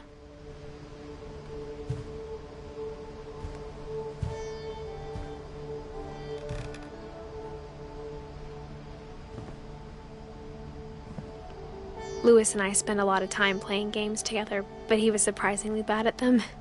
He died a lot.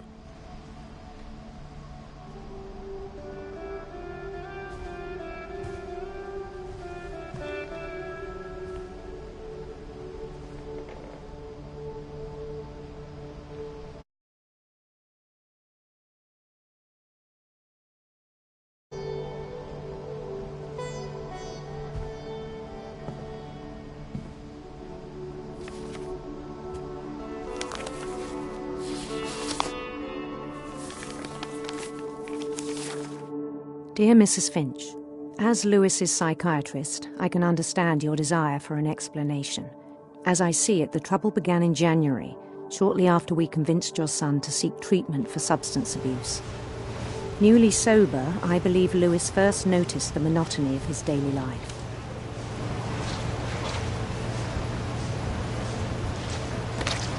He kept working at the cannery, but he withdrew part of himself.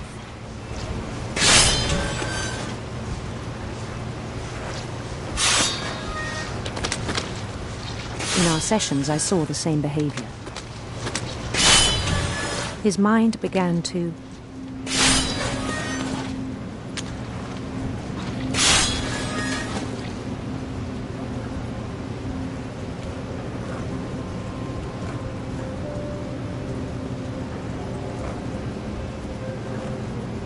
wander.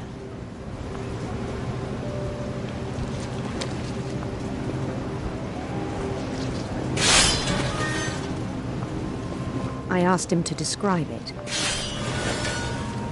He said he started small.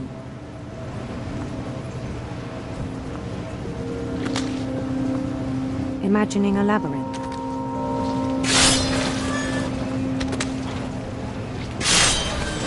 He'd feel his way about.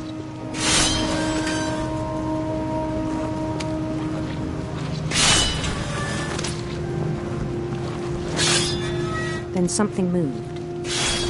Bats.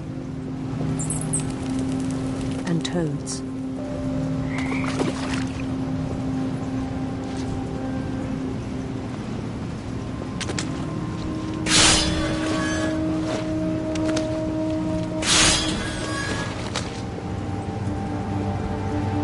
And things that have not names.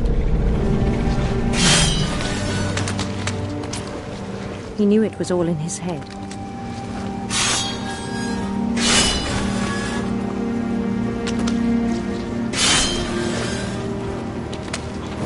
But he took it very seriously. I had hoped he'd find himself.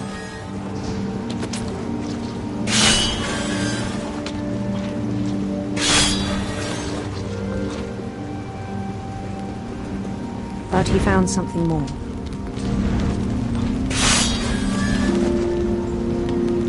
I worried about him then.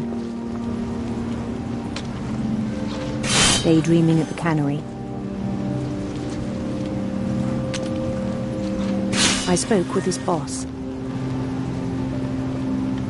But he said Lewis had become a model employee. Methodical, tireless, focused. Like a whole new Lewis. So I let him go on.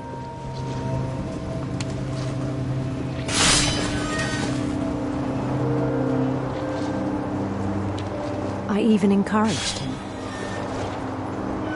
It seemed very promising at first. He told me he'd made a new friend.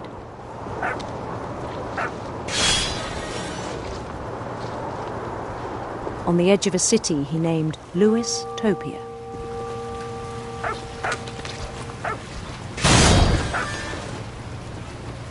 He built the city up slowly, brick by brick. Then he made musicians.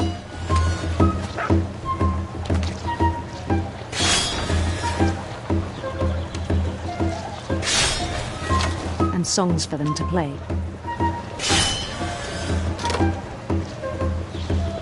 He talked about starting a band. And he was always humming something. Every Every day his imagination grew stronger.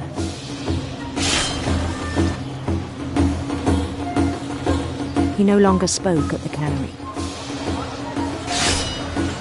but his chopping was as reliable as ever. Then one day it struck him that all the cheering crowds, even the stones under his feet, were all in his imagination, so he could do whatever he wished.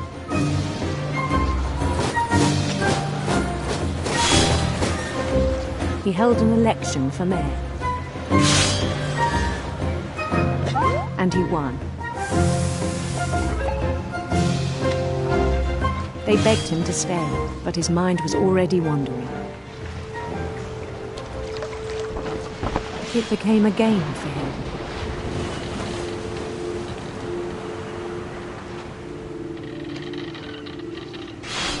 He'd conquer a city, then immediately push on. New Louisville.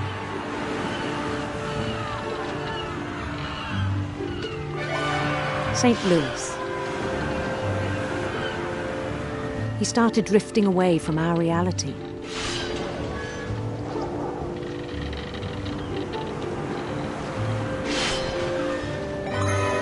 Minneapolis. Until one day he forgot to go home from the cannery. Even as his mother pleaded with him, part of Louis kept sailing on.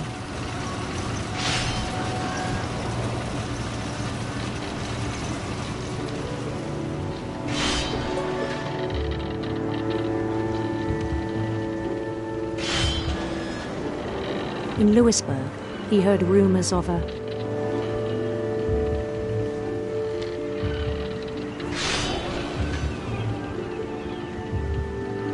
handsome queen.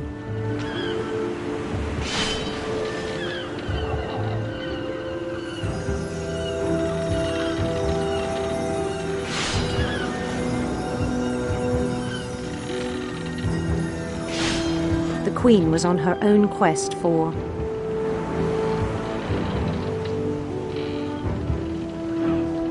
radiant rainbows.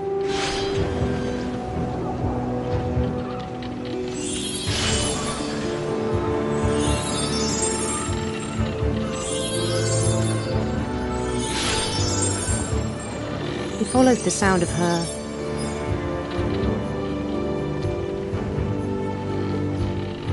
silver harp.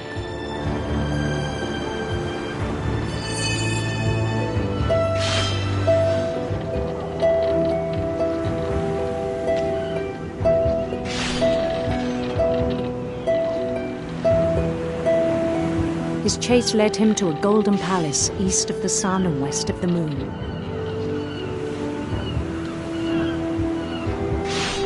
Even then, his logic remained sound.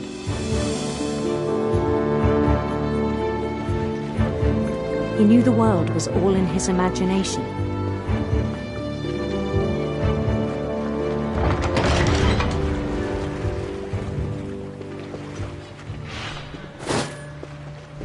But he was so proud of having created it.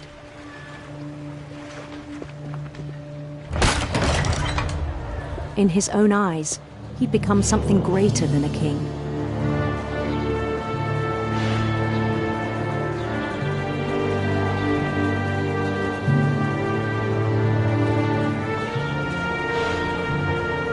For someone who'd never known success in the real world, I think it was overwhelming.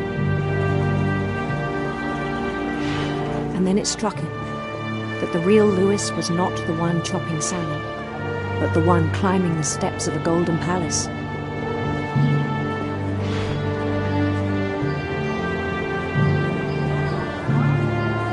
My imagination is as real as my body, he told me. It was hard to argue with him.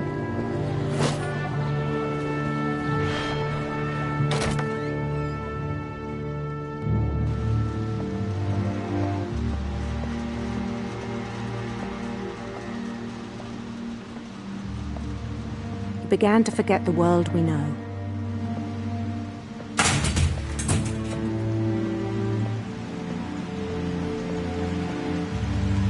I think it pained him to remember Louis, the cannery worker.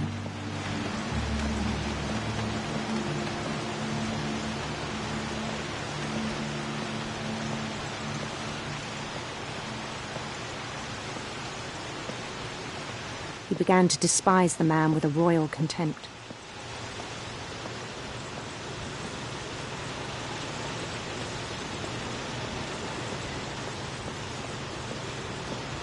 I still thought I could save him. Even after he said he was being crowned king over all the lands of wonder. The palace would be packed with his companions.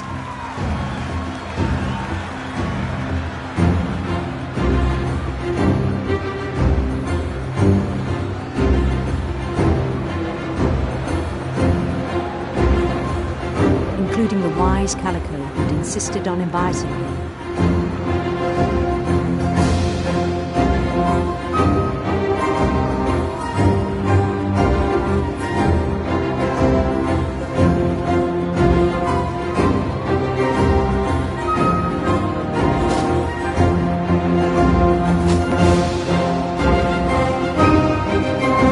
His queen waited, holding his crown.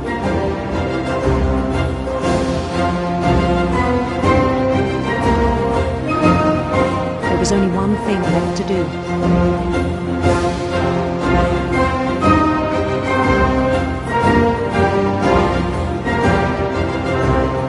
Bend down his head.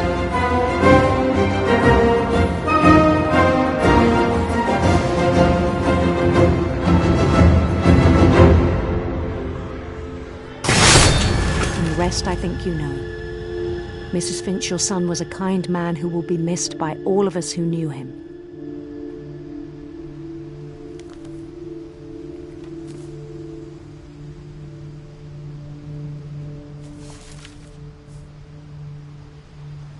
My brother was really cool.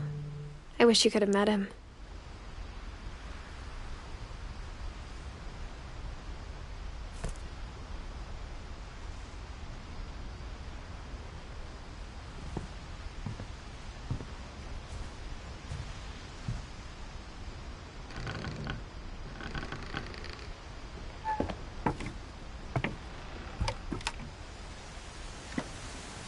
On the way back from Louis's funeral, my mom told me to start packing. She waited until the day before we left to tell Edie. I'm not sure if she wanted to make it easier or harder.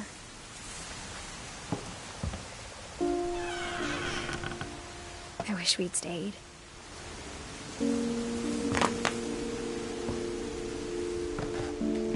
But I understand why we left.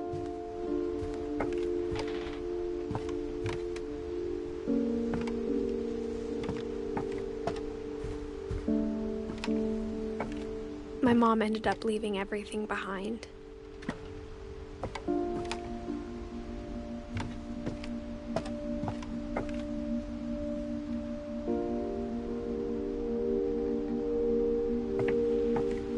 What happened that night had been coming for a long time. Maybe it should have come sooner.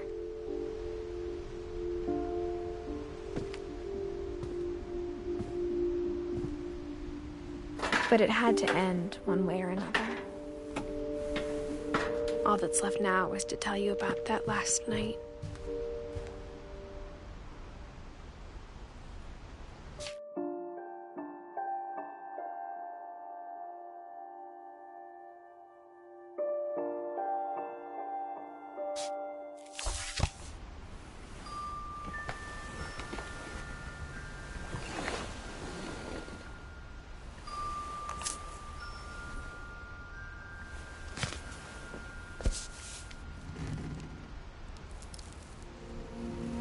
That whole last day, Edie just watched us pack and didn't say a word. Until supper, when she raised her glass and said, "To our final night together, and all our final nights apart." Grandma, you know what I said about alcohol. Some of your medications are very Edith, specific. I left a present for you in the hallway. Why don't you go open it? The grown-ups have to argue now. I'm sorry, you're right. We're all leaving tomorrow. Let's just enjoy our last... I'm not leaving. Edith, you're excused.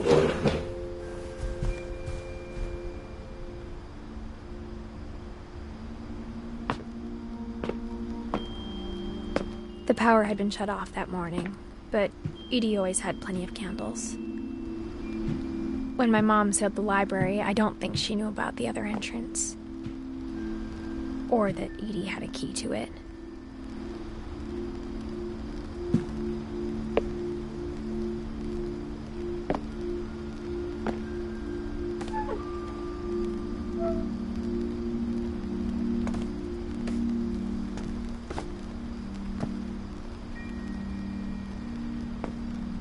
The thing you're afraid of isn't going to end when you leave the house. Edith has a right to know these stories. My children are dead because of your stories. I think it's best if Edith and I leave tonight. We'll have the nursing home send a van for you in the morning, okay?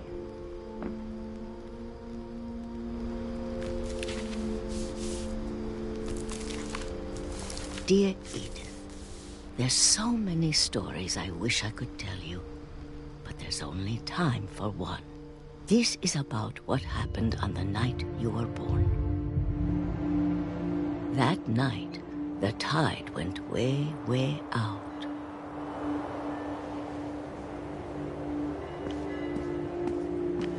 It was the first and last time I ever saw the old house aground. There'd been an earthquake out in the middle of the ocean. They called it the lowest tide in 1,000 years. God, it smelled awful. You know, I've seen that house every day of my life.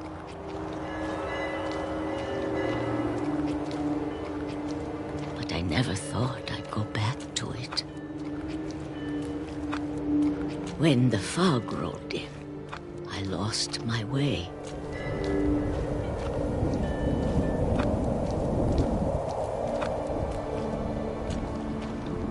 I got turned around.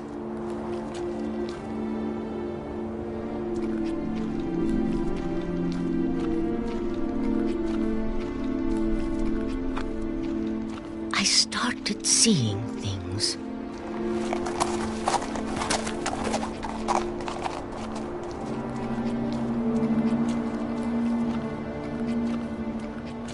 Things I'd forgotten had ever existed.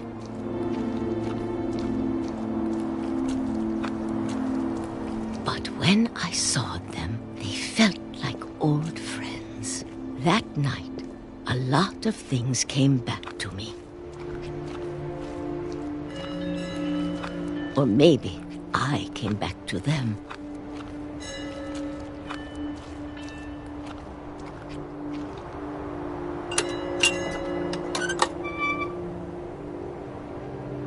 Things I can't explain, but that I need you to try and... Edith, what are you doing in here? It's mine. Edith! Mom, you're gonna rip it! Let go! I kicked and screamed, but Mom dragged me to the car.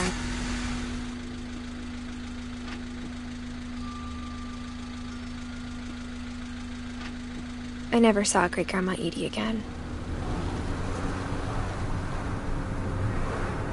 The next morning, the van came to pick her up, but she was already gone. After that, we moved around a lot.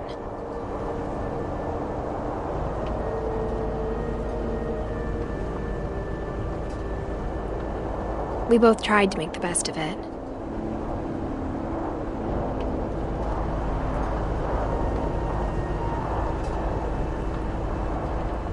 A few years went by.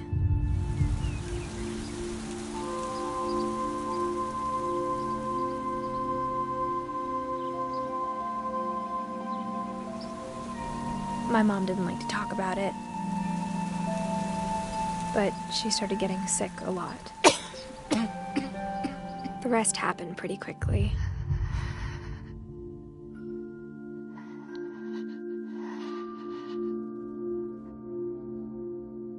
She got better for a while, and then she didn't.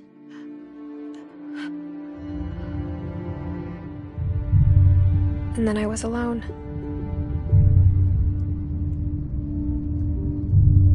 The last Finch left alive.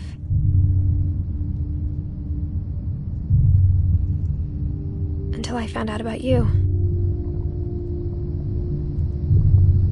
I'm still not sure what to tell you about all this.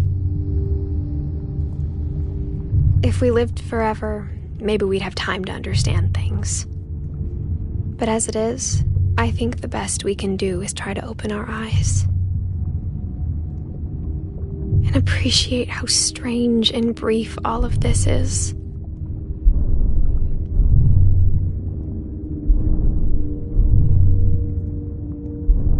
This journal was supposed to be for you. But now I hope you'll never see it. I just want to meet you and tell you all these stories myself. But I guess if you're reading this now, things didn't work out that way.